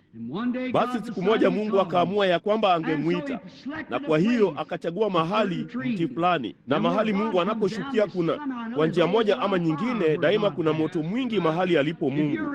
Kama huko mahali alipo Mungu, kuna kelele nyingi na moto mwingi. Sijui ni kwa nini, bali imekuwa hivyo daima. Hayo ni maandiko. Naam Bwana, daima ni moto mwingi, na inahitaji moto kulisogeza kanisa kwa vyovyote vile. Kamwe hutafanya jambo hilo. Kamwe hutawavalisha majani ya mtini. Kamwe hutawavalisha majani ya mtini ya Kipentekoste. Hawana budi kurudi kwenye ule moto. Hiyo ni kweli. Wakati mmoja mimi na ndugu yangu tulipokuwa wavulana wadogo, tulikuwa tukitembea, nasi tukamwona kasa. Tulidhani ndicho kiumbe cha kuchekesha sana nilichopata kuona, jinsi alivyoitupatupa hiyo miguu. Ninyi watu wa Illinois mnajua kasa ni nini. Naye huyu hapa akaja akitembea. Nikasema, si anaonekana wa kuchekesha ndugu? Tukasogea. Inanikumbusha tu juu ya watu wengi wakati ukiwakanyaga kwa Injili, mwajua. Wanasema, wanarudi kwenye ganda lao, mwajua. Mimi ni fulani wa fulani. Mimi ni mfuasi wa dhehebu hili. Hilo halina uhusiano wowote nalo. Hiyo ni kweli. Mimi ni mfuasi wa hiki na hiki. Vema, ningeona aibu kulikubali. Ninamaanisha huenda kukawa na msamaha kwake kama ukijaribu kwa bidii sana kutubu. Huenda ukasamehewa hilo. Mungu hatambui dhehebu lolote. Yeye hutambua damu ya mwana wake mwenyewe, Yesu Kristo. Na hiyo ndiyo kila kitu. Nitakapoiona hiyo damu, nitapita juu yenu. Naam, mimi na mvulana huyu tulikuwa huko nyuma na maskini kasa huyu. Nikasema, unajua nitakachofanya mpenzi? Nitamfanya atoke hapo. Nikaenda nikajitafutia ufito na kumcharaza kweli kweli. Haikusaidia hata kidogo. Huwezi kuwaingiza ndani kwa kuwapiga. Ni hivyo tu. Kamwe huwezi kuwarejesha kwa kuwacharaza. Hiyo ni kweli. Nimekuwa nikijaribu hilo kwa muda wa miaka 10, wala siwezi kufanya hivyo. Kamwe huwezi kuwacharaza hata warudi kwake. Kwa hiyo nikasema, nitakwambia yale nitakayofanya. Nitamshughulikia. Kulikuwa na kijito kilichopitia pale, kwa hiyo nikashuka na kumzamisha majini. Mapovu machache tu yakatokea, na ni hayo tu. Ndugu, unaweza kuwabatiza kifudifudi, kichalichali, mara 3, mara 5, wala haifai kitu. Mapovu machache tu yatatokea, na ni hayo tu yaliyosalia. Hiyo ni kweli. Ama, Mungu abarikiwe, nilikwambia nitafanya hivyo. Ushuhuda. Ni hayo tu kwa hilo. Mnajua jinsi nilivyomfanya asogee hatimaye? Nilijitengenezea moto kidogo na kumwanika maskini jamaa huyo juu yake. Ndipo akaondoka. Kile kanisa linachohitaji ni moto mwingine wa Kipentekoste. Roho Mtakatifu hulifanya kanisa lirudi kwenye hatamu ya Mungu, kurudi kwenye hatamu. Mungu hajali wewe ni wa dhehebu gani. Yeye anayapinga hayo yote hata hivyo. Kwa hiyo wakati vema, hiyo ni kweli. Ninaweza kuthibitisha hilo kwa maandiko. Katoliki ilikuwa ndio dhehebu la kwanza ambalo lilikuwa ni kahaba na lilikuwa na mabinti. Sasa unaweza kushika njia yako. Mtu yeyote aliyewahi kusoma baraza la Nikea, wazee waliotangulia Nikea, chochote, utaona lilipofikia kwanza palikuwa ni kwenye Nikolai, ambapo Mungu alichukia hilo tendo. Halafu muda si muda wajua, likawa ni fundisho. Lilikuwa ni nini? Niko ni kushinda, lai ni ya walei, kuwashinda walei. Wanaweka utakatifu jukwani na kuacha walei waulipie. Kwa hiyo haya basi, kwa hiyo hilo ndilo hasa. Kwa hiyo sisi sote tunafuata hatua zile zile na kurudi moja kwa moja katika weusi tena, upesi tu tuwezavyo kwenda. Nilikuwa nikiwachunga ng'ombe. Nilisimama pale wakati mmoja. Shirika la Hereford hulisha kwenye bonde la Troublesome River, na kama unaweza kuchangia tani moja ya nyasi kavu kwenye ranchi yako, unaweza kuweka ng'ombe mmoja kwenye hayo malisho. Halafu basi, kadri ya tani unazoweza kuchangia, hiyo ndiyo idadi ya ng'ombe ranchi yako itakayotoa. Wanawatia alama na kuwaweka mle. Walikuwa na uzio wa kuzurura, wasije wakazurura kwenda kwenye mali ya wenyewe wanaposhuka kutoka mlimani. Nilizoea kuketi pale pamoja na mwangalizi siku kadhaa, huku nimewekelea miguu yangu juu ya ncha ya tandiko, nikiwaangalia walipopitia hapo. Naye mwangalizi huyo angesimama pale hapo. Vema, zetu zilikuwa ni turkey track na ya jirani ilikuwa tripod. Diamond Bar na Grimes walitufuata, na wote juu chini kule, aina zote mbalimbali za chapa zilipitia pale. Lakini mnajua nini? Mwangalizi huyo kamwe hakuvutiwa na hiyo chapa. Labda angeitupia jicho na kuangalia kando kando, bali hiyo haikuwa ndiyo. Kamwe hakuiangalia hiyo chapa, bali bila shaka alichunguza kibandiko cha damu. Hapakuwa hapo na ng'ombe angaliweza kuingia kwenye malisho hayo, isipokuwa alikuwa ni Hereford aliyesajiliwa. Hivyo ndivyo itakavyokuwa kwenye kizimba cha hukumu. Yeye hata kuuliza kama wewe ni mfuasi wa Church of God, Assemblies of God, ama Pentecostal Holiness, ama kama wewe ni wa umoja, uwili, utatu, unne, utano, au chochote ulicho. Yeye ataangalia kile kibandiko cha damu, na hicho ndicho kitakachokuingiza ndani. Itakuwa ni ile damu. Nitakapoiona hiyo damu, nitapita juu yako. Hiyo ni kweli kabisa, ndugu. Mnaona, hiyo ni kweli. Kwa hiyo tukirudi nyuma sasa, tunaona ya kwamba kulikuwako na kongamano. Walikuwa wamesahau yote kuhusu, walipata. Musa aliingia kwenye kanuni zake za imani huko nje na kuusahau ule mzigo, lakini Mungu alichagua mahali, naye akafanya kongamano, naye akamuita Musa. Vua viatu vyako Musa, uko kwenye mahali patakatifu. Nimesikia vilio vya watu wangu, nimekumbuka ahadi zangu nilizofanya na Ibrahimu, nami nitakutuma huko ukawakomboe. Sasa Musa alijua sauti hiyo ilikuwa ni Mungu, kwa sababu ilikuwa ni ya kimaandiko. Sasa mtu yeyote ambaye anapita na kuiona sauti, na kama ni si sauti ya kimaandiko, achana nayo. Kama Biblia ikisema hivyo, basi iamini, kwa sababu ni sauti ya kimaandiko. Watu wakisema malaika na kadhalika, Joseph Smith aliona mmoja. Ninatofautiana na Joseph Smith kwa sababu haikuwa ni ya kimaandiko, bali sisemi mtu huyo kamwe hakumuona malaika. Sipaswi kulipinga neno la huyo mtu. Kumekuwako na malaika wengi na kadhalika walioonekana, bali kama malaika yeyote, Paulo alisema katika Wagalatia 1:8, kama malaika kutoka mbinguni akija akahubiri injili nyingine yoyote isipokuwa ile nimewahubiri tayari, na alaaniwe. Hiyo ni kweli. Dumu na hilo neno, moja kwa moja na hilo neno, na yale neno lisemayo, dumu moja kwa moja nayo, usiondoke hapo. Naye Musa akaona kwamba kongamano ambalo alikuwa akifanya na Mungu, ama Mungu alikuwa akifanya naye, lilikuwa ni la kimaandiko kabisa, kwa sababu Mungu alifanya ahadi, naye akasema angewakomboa. Na Mungu akasema, nilikuchagua Musa, nawe utashuka uende ukafanye hivyo. Musa anashuka moja kwa moja na kuingia Misri na kufanya miujiza ambayo Mungu alimwambia. Hatuna wakati wa kuingilia hilo kama vile ningetaka kufanya, lakini mnaelewa. Wakati aliporudi akiwatoa wana wa Israeli akiwapeleka kwenye nchi ya ahadi, moja kwa moja kwenye mapito ya wajibu, kulikuwako na bahari ya Shamu. Ni ajabu vile Mungu atakavyowaongoza watoto wake moja kwa moja kwenye mitego, wakati mwingine viti vya magurudumu, wakati mwingine na mishtuko ya moyo, wakati mwingine yeye huwaongoza watoto wake. Kwa nini? Kuona vile watakavyotenda, kuona vile, aone watakuwa na tendo gani kwenye tendo, aone kile watakachofanya. Kila mwana amjiaye Mungu hana budi kujaribiwa, kupimwa. Katika Agano la Kale mwana alizaliwa katika familia, lakini ilibidi afunzwe na kulelewa na kujaribiwa. Ndipo aliwekwa kama mwana ama kufanywa mwana mwenye mamlaka, akawekwa kwenye mwili ama katika. Basi wakati alipowekwa, basi jina lake lilikuwa zuri tu kwenye hundi kama la baba yake lilivyokuwa. Yeye alikuwa mrithi wa vitu vyote. Hapo ndipo Mungu anapolileta kanisa lake, akiwapa majaribu. Hiyo hapo bahari ya Shamu, moja kwa moja kwenye mapito ya wajibu wao. Wangefanya nini?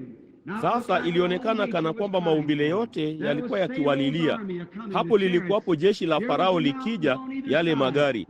Hapa ilikuwapo milima pande zote mbili. Bahari ya Shamu ilikuwa imewanasa. Ilionekana kana kwamba maumbile yangepiga mayowe pamoja na jeshi hilo kuu la watu 2.5 huko chini bondeni. Hawajiwezi, hawana panga, hakuna kitu cha kupigana nacho. Kwa hivyo nini kilitendeka? Kulikuwako na hali ya dharura, ndipo Musa akachagua mwamba fulani, akaenda nyuma yake na kuitisha kongamano. Ninapenda hilo. Nifanye nini Bwana? Silingekuwa ni jambo zuri kama makanisa yote yangeitisha kongamano sasa hivi? Tunapoona jinsi mambo yanavyoendelea, kama tusingaliitisha kongamano na kutambua na kurudi nyuma na kutaka kujua ni kanisa la namna gani Mungu alilokuwa nalo hapo mwanzo. Tuitishe kongamano na kusemezana pamoja mmoja na mwenzake. Tuone yale kanisa la kwanza lililofanya, ni roho wa namna gani aliyekuwa ndani yao, na ni ishara za namna gani zilizowafuata, ni huduma ya aina gani waliokuwa nayo, walikuwa watu wa aina gani. Silingekuwa ni jambo zuri sana kama tungefanya hivyo? Lingekuwa ni jambo zuri sana. Musa alifanya hivyo. Alitambaa nyuma ya mwamba mahali fulani na kusema, Bwana, nifanye nini? Hawa hapa watu hawa. Mimi niko moja kwa moja kwenye wajibu. Nilifanya yale hasa ulioniambia nifanye. Nami huyu hapa nimekabiliwa na hili moja kwa moja. Labda umeketi hapa usiku wa leo, maskini mama mzee ambaye amelea kundi la watoto, ukawalea kadri alivyofanya Susana Wesley. Yeye alikuwa na watoto 17, hata hivyo angeweza kupata saa 3 kwa siku kuomba na kuwaelekeza kwa Mungu. Hiyo ndiyo sababu alikuwa na Charles na John. Siku hizi tunabonyeza kitufe, tunaosha vyombo. Tunabonyeza kitufe, tunafua nguo. Wala hatuna wakati kwa ajili ya chochote. Naona kuna kasoro mahali fulani. Sasa jinsi ibilisi anavyoweza kuwafanya watu. Angalia, lakini sasa walikuwa na kongamano hili, naye Musa akamtaka Mungu shauri. Alingojea pale mpaka akapata maagizo kama vile Adamu alivyofanya. Alingoja mpaka kukatolewa maagizo ya jambo la kufanya. Musa alingojea mpaka akapata maagizo kama alivyofanya huko juu. Ati nini? Nitawakomboaje? Nifanye nini? Shuka uende ukawaambie mimi niko amekutuma. Hilo lilitosha. Sasa hapa yeye yuko tu moja kwa moja kwenye wajibu wa agizo tena. Moja kwa moja kwenye wajibu, ndipo adui anatokea. Labda amekuja kwako, labda juu yako wewe, kila mahali hapa. Ugonjwa wa moyo, maradhi, mateso mwilini mwako. Unaweza kufanya nini? Umeomba vya kutosha? Kila kitu ni sawa? Basi hebu tufanye kongamano. Amina. Hebu tutafute kujua la kufanya. Unasema, ndugu Branham, nimejaribu kumpata Roho Mtakatifu. Nimemtafuta Mungu, wala siwezi kumpata Roho Mtakatifu. Hebu tufanye kongamano basi tuone kuna shida gani. Roho Mtakatifu ndiye mfunuzi wa siri za moyo. Biblia ilisema hivyo. Hebu tuone kuna shida gani. Hebu tuone ni kwa sababu gani wewe humpati Roho Mtakatifu. Tuone shida ni nini. Hebu tufanye kongamano. Musa alikuwa na kongamano, naye alingojea mpaka akapata maagizo. Ninapinga mengi ya huu hapa uponyaji wa kiungu wa ajabu walionao nchini siku hizi. Huenda msinipende baada ya tamshi hili, lakini nitalisema hata hivyo. Wana upuzi mwingi sana wa ajabu. Uponyaji wa kiungu kila mtu, jambo pekee likupasalo kufanya ni haleluya, ni kwamba waweke mikono yao juu yako, utukufu kwa Mungu. Hivyo sivyo. Tubu na ukajiweke sawa na Mungu. Hilo ndilo tunalohitaji, toba zaidi. Nilisoma barua kutoka kwa kanisa la Kilutheri sio muda mrefu uliopita. Sisemi hili kwa kujisifia, Mungu anajua hilo moyoni mwangu juu ya Biblia hii. Alikuwa kweli akimrarua vipande mmoja wa hao wainjilisti kuhusu baadhi ya mawazo yao ya ajabu ya uponyaji. Kasema, vipi kuhusu maskini Deborah Stadsclave? Wakati mama huyo alipoendesha gari hapa na alikuwa amesimama pale, wakati maskini mtoto huyo mchanga Alikufa usiku huo, na hii ilikuwa kesho yake alasiri. Amekufa, daktari alitangaza amekufa na kila kitu, baridi na amekauka. Akawekwa mikononi mwangu, nami nikamwombea. Huyo mtoto akapata analia, nikamrudisha mikononi mwa mama yake.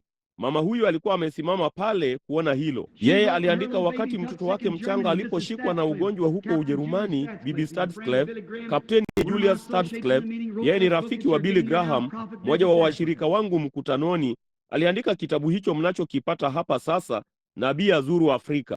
Na sasa naye alikuwako kule wakati malaika wa Bwana alipokuja, nao wakampiga yeye picha. Nguzo hiyo ya moto iliyoshuka huja mikutanoni.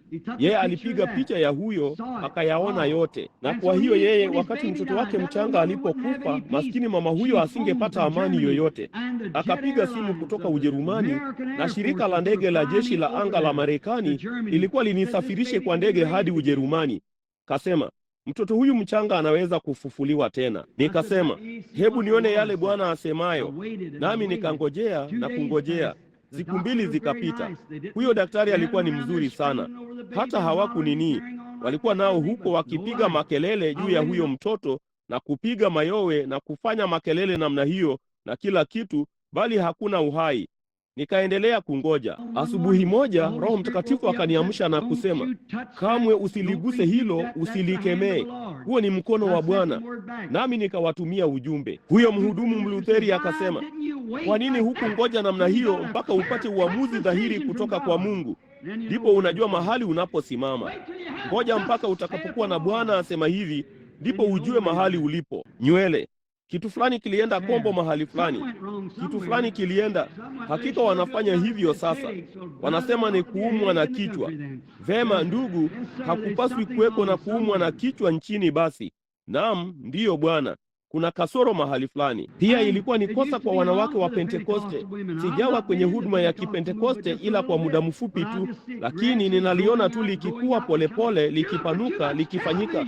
Mmeangalia televisheni nyingi kupita kiasi, upuzi mwingi mno ambao hampaswi kuangalia. Badala ya kufanya mikutano ya maombi na kulirudia kanisa la Mungu siku hizo za maombi ya usiku kama walizokuwa nazo, si ajabu hatuwezi kuwa na uamsho.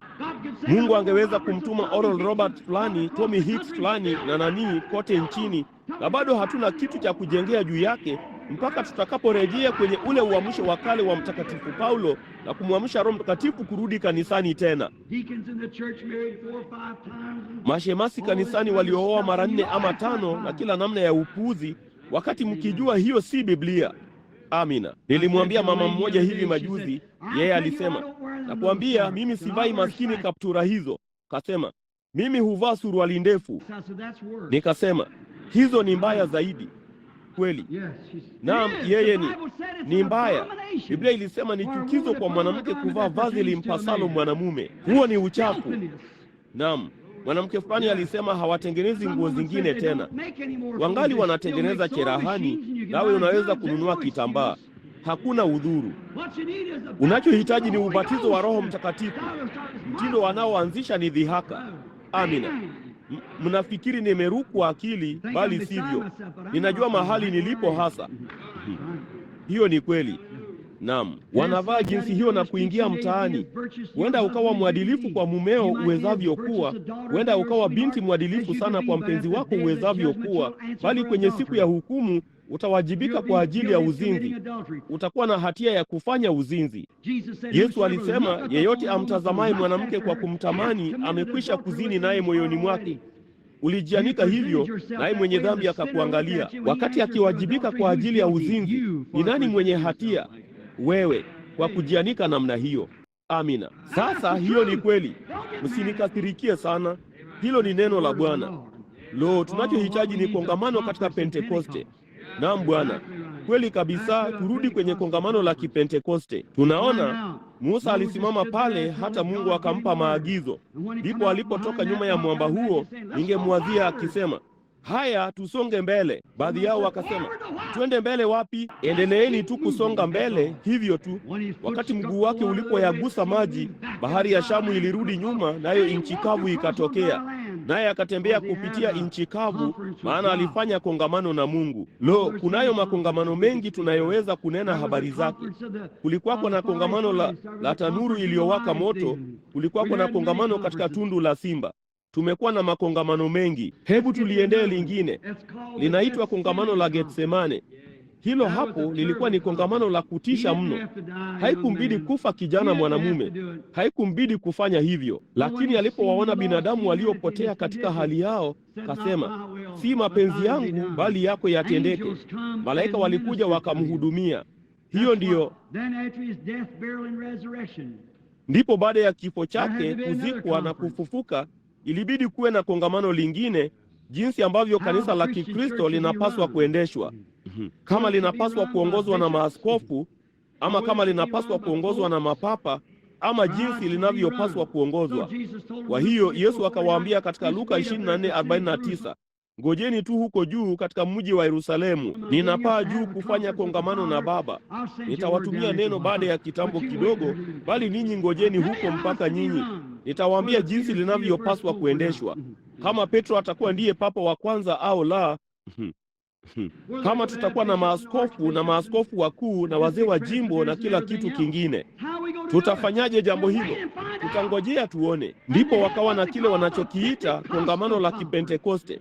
Wakapanda maskini hivyo vipandio vidogo vya nje vya kwenda juu, wakaingia kwenye chumba cha juu ambamo watu 120 walikusanyika, maskini taa ndogo ya grisi ikiwaka. Hawakula wala kunywa kwa muda wa siku 10 wakingoja. Matokeo ya hilo kongamano yalikuwa nini? Lilikuwa ni refu sana, na walikuwa na siku 10 za kungojea. Ndipo baada ya kitambo kidogo matokeo yakaja. Lo, naam, hapakuwapo na kasisi aliyepanda barabarani huku ukosi wake umepinduliwa na kusema, sasa tutakula komunio ya kwanza. Wewe toa ulimi wako nikupe mkate mwembamba, nami nitakunywa divai. Hiyo si ingekuwa. Wala hapakuwapo na mhubiri aliyepanda kuja barabarani na kusema, tupe mkono wa kulia wa ushirika, tutaandika jina lako kwenye kitabu na kukujaribu kwa muda wa miezi 6 ya majaribio. La, hayo ni makongamano ya binadamu. Hivyo ndivyo wanavyofanya kwenye mabaraza na makongamano. Ni jambo gani lililotukia wakati matokeo ya hilo kongamano yalipokuja? Wote walikuwa mahali pamoja na moyo mmoja. Ndipo mara ukaja uvumi kutoka mbinguni kama upepo wenye nguvu ukienda kasi, na ukakijaza chumba chote walimokuwa wameketi.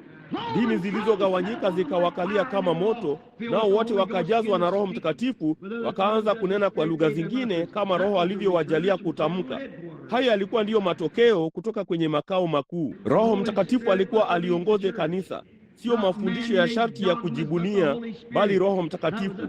Hilo lilikuwa ndilo kongamano la Kipentekoste. Nami nafikiri kote kutoka Martin Luther mpaka Pentekoste wanapaswa kurudi wafanye kongamano tena, wapate kujua ni Roho Mtakatifu ndiye anayepaswa kuliongoza kanisa, si mafundisho ya sharti na kanuni za imani na salamu Maria na kanuni ya imani ya mitume. Ninawatakeni mnitafutie kanuni ya imani ya mitume katika Biblia. Hakuna kitu kama hicho, bali hata hivyo tunaiinamia na kuikariri, na kama tu hao ni wajiungao na chama, hao si Wakristo. Wakristo wanazaliwa mara ya pili kwa Roho wa Mungu. Roho Mtakatifu anaingia ndani yao, nao wanajazwa na Roho. Uzima wa Kristo unaishi kupitia kwao. Wanaenda ulimwenguni kote na kuihubiri Injili. Umbali gani?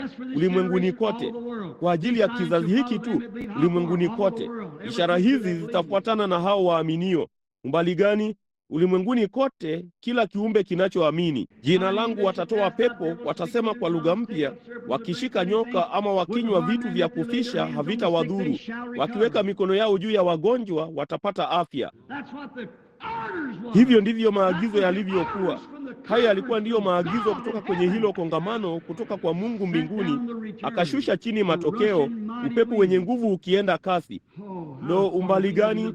Tunahitaji kongamano lingine, ndugu. Kulifanyika nini wakati lile kongamano? Hawakutembea huko na kusema, sasa na uchukua mkono wako, nitakuwa mfuasi wa kanisa hili. Achukue kitikisa chumvi na kurusha minyunyizo 3 au 4 ya chafu ama maji, chochote unachotaka kuyaita, juu yao na kutoka nje na kusema, sasa wewe ni mfuasi. Hilo si sawa. La, Bwana. Hata si kwa ubatizo wa maji ambao ni muhimu sana. Ungali ulikuwa sio kitu hicho, lakini ulikuja uvumi kama upepo wa nguvu ukienda kasi, ulikuja kutoka mbinguni, ukaijaza nyumba yote walimokuwa wameketi. Hayo yalikuwa ndiyo matokeo ya kongamano hilo, jinsi ambavyo Mungu aliamua kuliendesha kanisa lake. Tunathubutuje kujaribu kuondoa nukta moja kutoka kwa hiyo? Tunathubutuje kama wanadamu kuongeza jambo moja ama kuondoa jambo moja kutoka kwake? Tunawezaje kufanya hivyo? Hivyo ndivyo kanisa linavyopaswa kuendeshwa, kwa nguvu za Roho Mtakatifu. Kulikuwako na kongamano lingine lililofanywa mara moja. Hao watu walienda wakahubiri Injili, wakawaponya wagonjwa. Petro na Yakobo walipitia kwenye lango liitwalo Zuri, na hapo alikaa kiwete toka tumboni mwa mamaye. Kasema, fedha na dhahabu sina, ila nilicho nacho nitakupa. Katika jina la Yesu Kristo simama uende. Naye huyo akaenda. Basi nini kilichotukia? Walitaka kuwaweka gerezani. Makala ya habari yalikuwa na ukosoaji wa kila namna ndani yake, nao waliwakosoa tu na kuwapokonya mbele ya lile baraza kuu la kanisa. Wakati walipofanya hivyo kwenye baraza la wazee, waliwakataza kuhubiri Injili ya aina hiyo tena. Kwa hiyo iliwabidi kufanya nini? Walikatazwa kulihubiri jina la Yesu Kristo. Kwa hiyo wangefanya nini? Wakafanya kongamano lingine. Kongamano la Matendo 4, tutaliita hivyo, Matendo 4. Wakakusanyika pamoja na kundi lao wenyewe. Hilo silingekuwa ni zuri endapo Wakristo wote wangekusanyika na makundi yao wenyewe, na makundi yote yangekusanyika pamoja na kufanya kongamano. Tufanye nini? Ukomunisti unalipenya taifa letu. Taifa letu limeanza kupenyezwa na ukomunisti. Nalo kanisa linakuwa baridi na la kidesturi za dini. Makanisa yanapigana yenyewe kwa yenyewe, yakilipuana, na washirika ungeweza kuwauliza ikiwa wao ni Wakristo, waseme, mimi ni mfasi wa hiki na hiki. Hilo halina uhusiano wowote nalo. Mungu hajali hilo kuhusu dhehebu lako. Yeye anataka kujua kama umezaliwa mara ya pili. Endapo hujazaliwa mara ya pili, basi wewe si Mkristo. Unaweza tu kuwa Mkristo wakati unapouchukua uzima wa Kristo ndani yako. Kama uzima wa Kristo uko ndani yako, utazaa uzima wa Kristo. Unaweza kukusanya mapichi kutoka kwenye mmea wa tikiti maji? Bila shaka huwezi. Kwa hiyo angalieni lililotukia. Walikusanyika, wakakutana pamoja, nao wakanukuu maandiko, wakayarudia maandiko kwa Mungu. Kasema, mbona makafiri wamefanya ghasia na makabila wametafakari ubatili? Telepathia, kupiga ramli, kusoma mawazo, ubatili huu wote. Kasema, kwa nini wanatafakari ubatili? Kweli unyooshe mkono wako wa mtoto wako mtakatifu Yesu kuponya. Basi wakati walipofanya kongamano hilo, na kulikuwako na yapata, nadhani kulikuwako na 3,000 walioongoka kwenye siku ya Pentekoste, na mamia na mamia mengi baada ya hapo.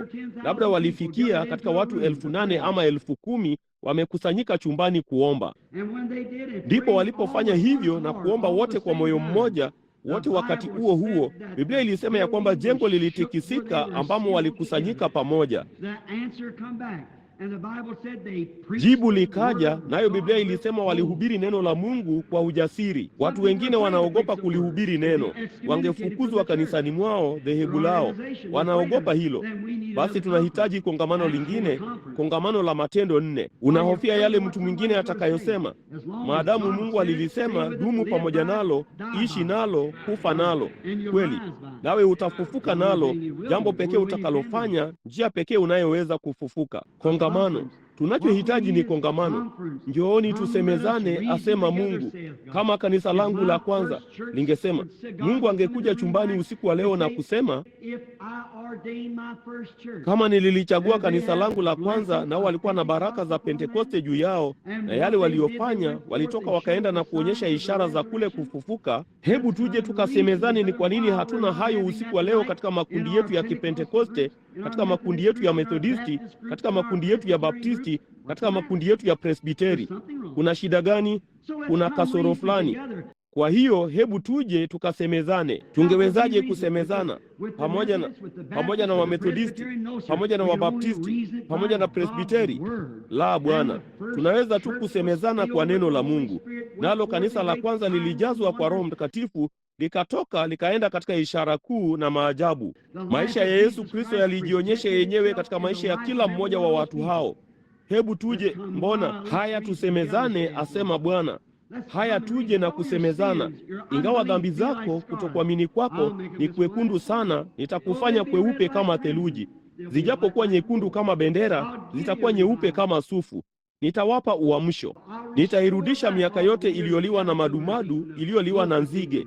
Yaliyosazwa na Lutheri yameliwa na Methodisti, yaliyosazwa na Methodisti yameliwa na Baptisti, yaliyosazwa na Baptisti yameliwa na Pentekoste. Lakini nitarudisha, asema Bwana. Ni hakikisho la kurudishwa. Hilo ni jambo moja Mungu aliliahidi katika Yoeli 2. Haya, njooni tusemezane. Yale mmoja aliyokula na kusaza, huyo mwingine aliyachukua kote kote mpaka ikawa ni kisiki. Pentekoste, kanisa halisi la Kipentekoste, watu halisi wa Kipentekoste, ujuzi halisi wa Kipentekoste umeanza. Ni jambo la kihistoria. Sasa ningewezaje kusimama na kuwafundisha theolojia? Ingefaa nini mimi kuwaambia ya kwamba Mungu wakati mmoja aliwaponya wagonjwa na kuwafanya viwete kutembea na vipofu kuona na kuimwaga roho yake, nao walikuwa na utambuzi wa roho na wakafanya mambo haya yote, na ishara ya Masihi, ufufuo, iliwafuata kupitia wakati wa kanisa. Kisha niwaambie, siku hizo zimepita. Mungu wa historia anafaa nini kama yeye si Mungu yeye yule leo? Ingefaa nini kuwapa ndege wako wa kurumbizi vitamini, kukuza manyoya mazuri na mifupa ya bawa yenye nguvu, kisha umweke kwenye kizimba? Shule ya theolojia inafaa nini kama huwezi kumwacha mtu huyo ajue ya kwamba Mungu angali Mungu? Kama yeye ni kitu tu cha kihistoria, yeye ni wa siku zilizopita. Lakini yeye hajafa, yu hai milele, yupo hapa sasa. Yeye ni Kristo. Bila shaka tunapaswa kukusanyika na kusemezana. Lilikuwa ni kanisa la aina gani hapo mwanzo? Hiyo ndio aina ya kanisa. Mungu hana kikomo na hawezi kubadili nia yake. Mungu anapofanya uamuzi, yeye hana budi kuhudumisha. Uamuzi wake wa kwanza wa kanisa halisi la Kikristo ulitokea kwa tukio la Kipentekoste. Sasa hilo halikuwa ni dhehebu la Kipentekoste. Hilo lilikuwa ni tukio la Kipentekoste linaloweza kuja kwa Mmethodisti, Mbaptisti, Mkatoliki, Presbiteri ama yeyote atakaye. Hilo ni tukio linalokuja. Upendo wa Mungu. Upendo ndio kitu chenye nguvu kuliko vyote kilichoko ulimwenguni. Kushinda chochote ni upendo.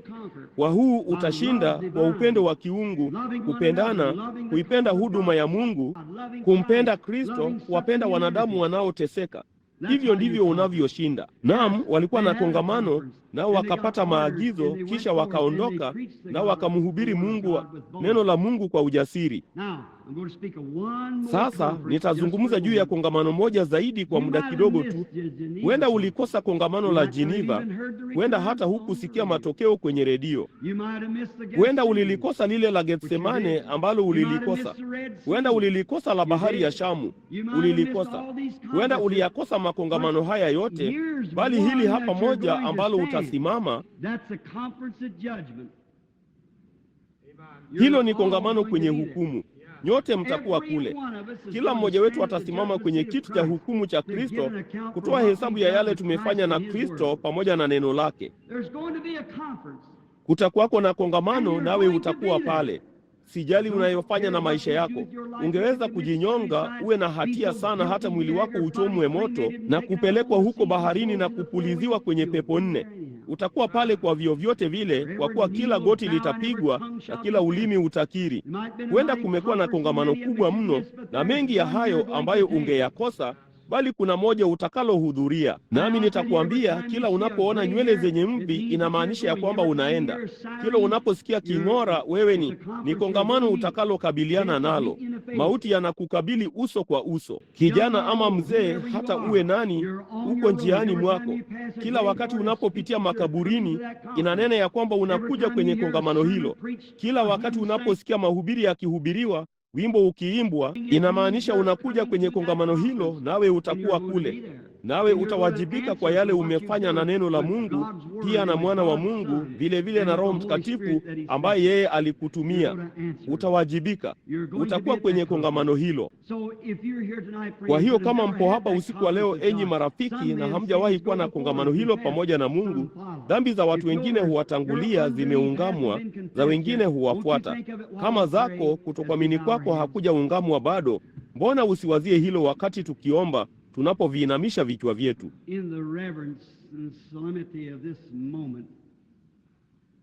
Katika uchaji na kicho cha muda huu, ningeuliza swali la kicho ambalo itawabidi watu wote kujibu.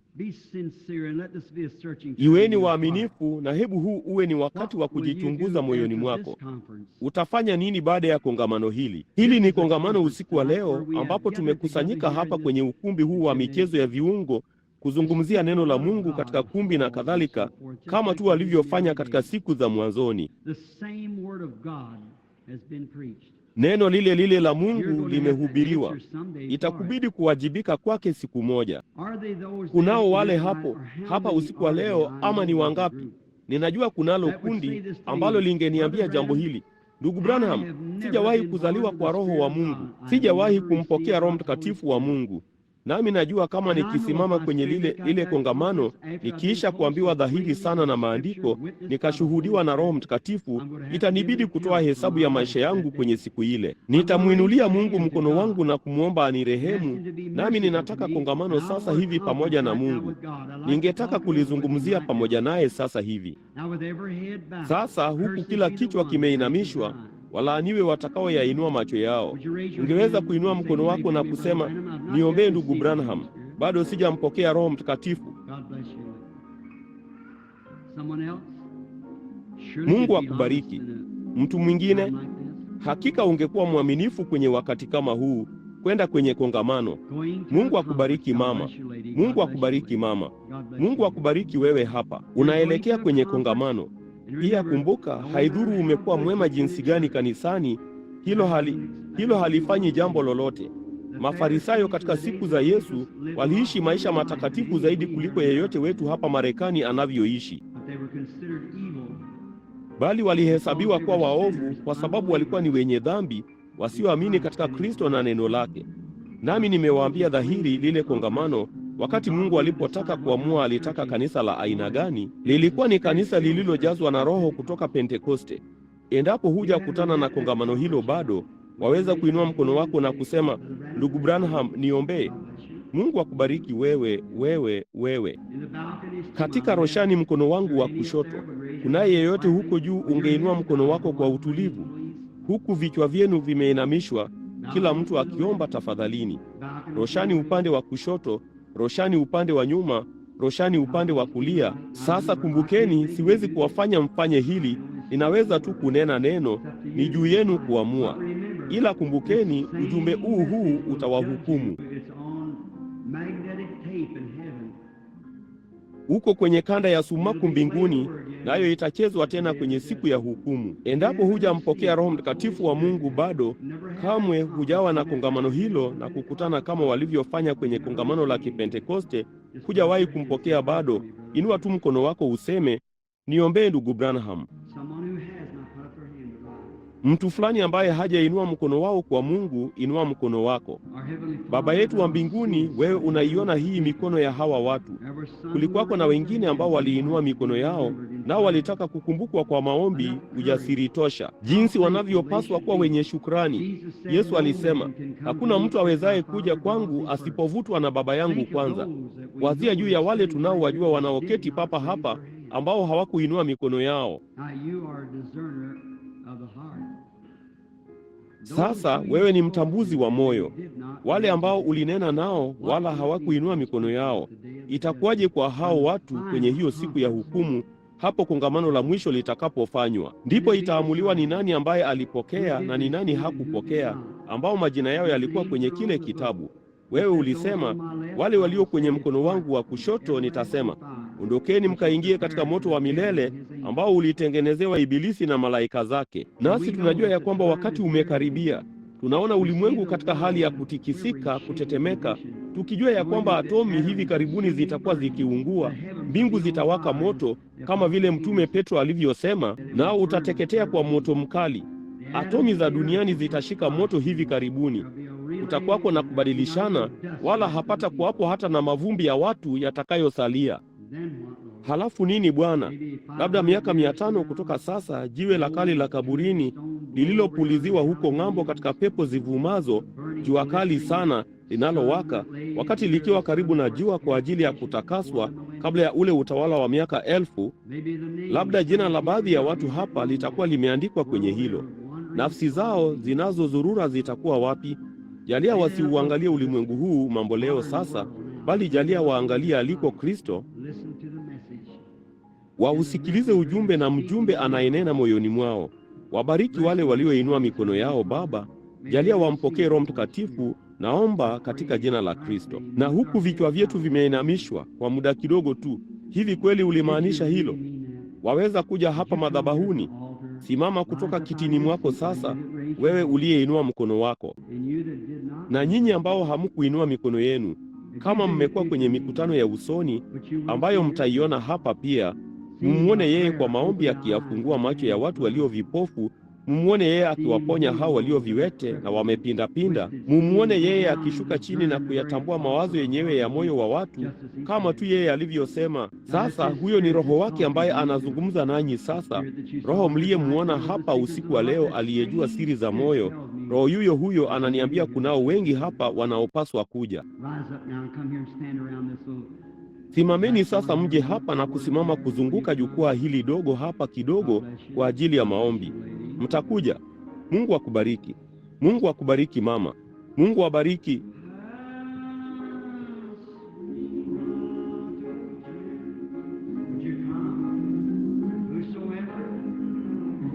Waweza kuja yeyote yule.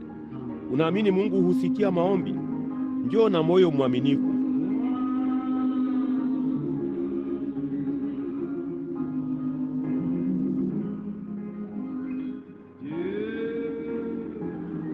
Shukeni kutoka kwenye roshani, sivyo? Baadhi yenu vijana kwenye kipindi muhimu cha maisha, njooni mkamkubali Kristo kama Mwokozi wenu. Mtafanya hivyo usiku wa leo, mkajazwe na Roho Mtakatifu. Huu ndio wakati, mahali, kila kitu kiko tayari sasa. Hakutakuwako na udhuru, kwa kuwa Roho hasa aliye hapa usiku wa leo atasimama dhidi yako kwenye siku ya hukumu.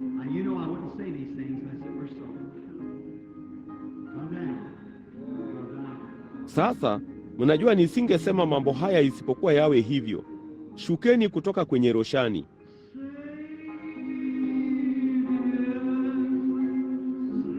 Kwa uchaji, utulivu, waweza kuondoka kitini mwako. Piga tu hatua chache, shuka uje hapa chini, usimame hapa kwa ajili ya maombi. Mungu awabariki hawa ambao wamekuja.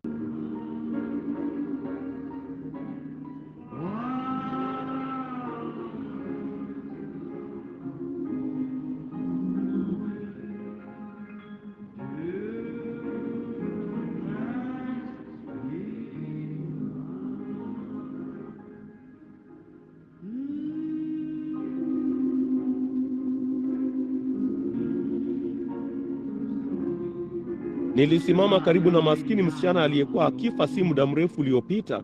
Alikuwa kwenye mmoja wa mikutano. Akasema, "Usiombe ndugu Branham." Akasema, "Siku yangu imekwisha." Akasema, "Usiku mmoja kwenye mkutano wako ilikuwa ni vigumu kwangu kuketi kitini, nikiketi tu pamoja na mvulana mpenzi wangu. Nilimuuliza kama angekuja, akasema la, lakini akasema hiyo ilikuwa ndiyo siku yangu ya mwisho." Akasema, "Imechelewa kupita kiasi sasa." Msichana huyo, msichana mzuri, bali alikuwa akifa kwa ugonjwa wa zinaa, wasingeweza kuukomesha. Naye mtayarisha mazishi, rafiki yangu, akamsukumia ugiligili wa kuufanya mwili usioze mwilini mwake. Kaendelea kusogea, wasingeweza kupata mahali ilipokuwa. Wakainusia. Mashimo yalikuwa yamekula nini ya mwanamke huyo, mwili wa msichana huyo, msichana mrembo. Kasema, "Nilipaswa kuja." Alikuwa ni mfuasi wa kanisa. Naam Bwana. Mchungaji wake amesimama pale akivuta sigara wakati alipokuwa akifa. Mnajua kile alichomwambia? "Ewe mdanganya watu, uliniambia nilikuwa sawa, ulikosea." Akasema, "Ninakufa na nimepotea, nawe ndiwe uliyesababisha hilo." Akamuita msichana ambaye huja kwenye maskani, ambaye alijaribu kumwongoza kwa Kristo. Wote wawili walienda kwenye shule ya sekondari ya juu pamoja. Akajaribu kumfanya aje, bali ilikuwa imechelewa sana. Msichana huyo alikuwa amekufa kabla yeye kufika kule. Alitaka kutubu. Alitaka kumwomba msichana huyo msamaha, maana alikuwa amemwita jina baya, mtakatifu anayejibingirisha. Siku zote hutambulika mwishoni mwa safari. Hapo ndipo unapofanya kongamano lako na malaika wa mauti. Anamjia kila mmoja wenu. Utakutana naye moja ya asubuhi hizi. Unaweza ukakutana naye kwenye barabara kuu usiku wa leo.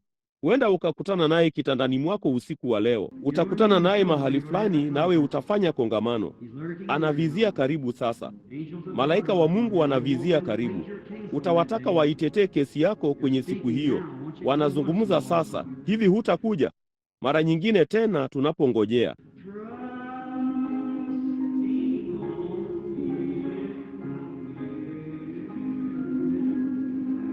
Usilitumainie kanisa lako, tumainia ustahilifu wake.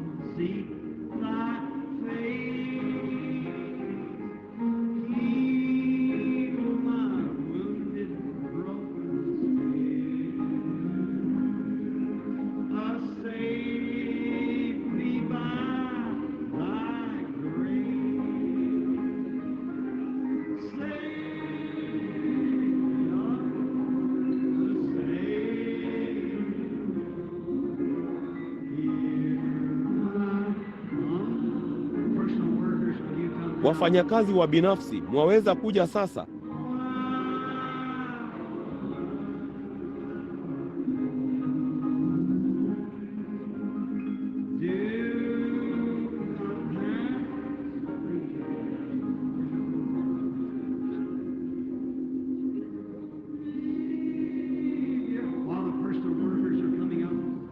Wakati wafanyakazi wa binafsi wanapokuja, kila mmoja akija huku, wanawake na waende kwa wanawake, wanaume kwa wanaume.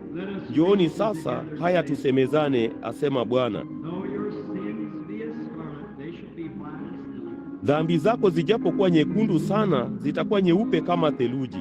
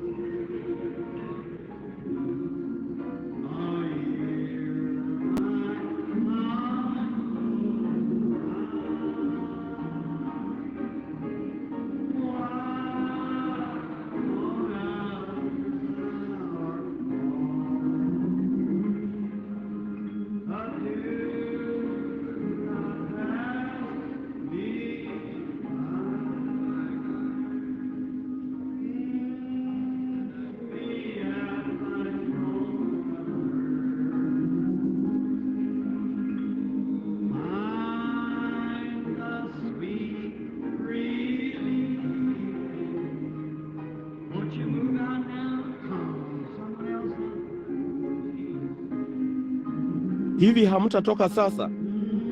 Jo, mtu fulani aje. Kunaye mwingine angetaka kuja kabla hatujaibadilisha ibada hii.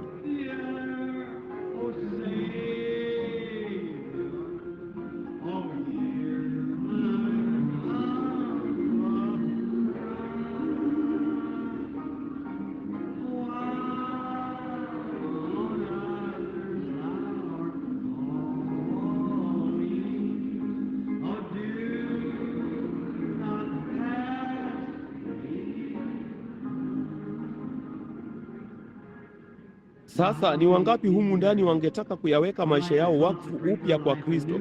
Inua mkono wako. Sema tu, tangu usiku huu na kuendelea, kwa msaada wa Mungu, nitayaweka maisha yangu wakfu kwa Mungu. Inueni mikono yenu, Wakristo wote waaminifu, nitayaweka wakfu tena maisha yangu kwa Mungu. Wote walio wagonjwa, inueni mikono yenu na kusema, nitamwamini Yesu Kristo kwa ajili ya uponyaji wangu sasa. Nitamwamini. Ninaamini Baba yetu wa mbinguni anafurahishwa na hao watu wanaokuja kumpokea Kristo. Si mnaamini hivyo? Sasa sote na tusimame kwa miguu yetu kwa muda kidogo tu, hao jamaa ambao wanaweza, kwa ajili ya ibada yetu ya kujiweka wakfu upya kwa Mungu. Na tusimame sasa kufanya upya nadhiri zetu na kujiweka wakfu kwetu kwa Kristo. Mnampenda? Vema, ubadilishe wimbo ukipenda kwa wimbo nampenda, nampenda, nampenda. Kila mmoja sasa, kila mtu pamoja.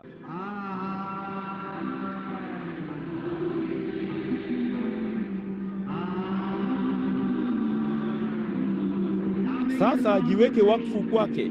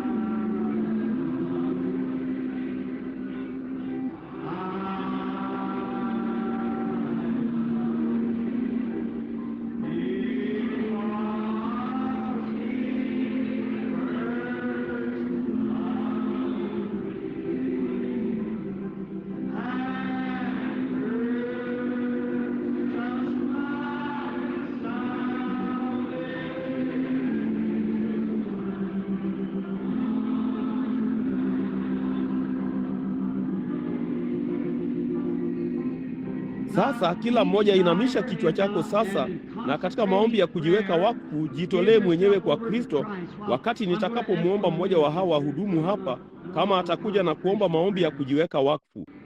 Papa hapa, ndugu, ukipenda, hebu na tuviinamishe vichwa vyetu tunapoomba.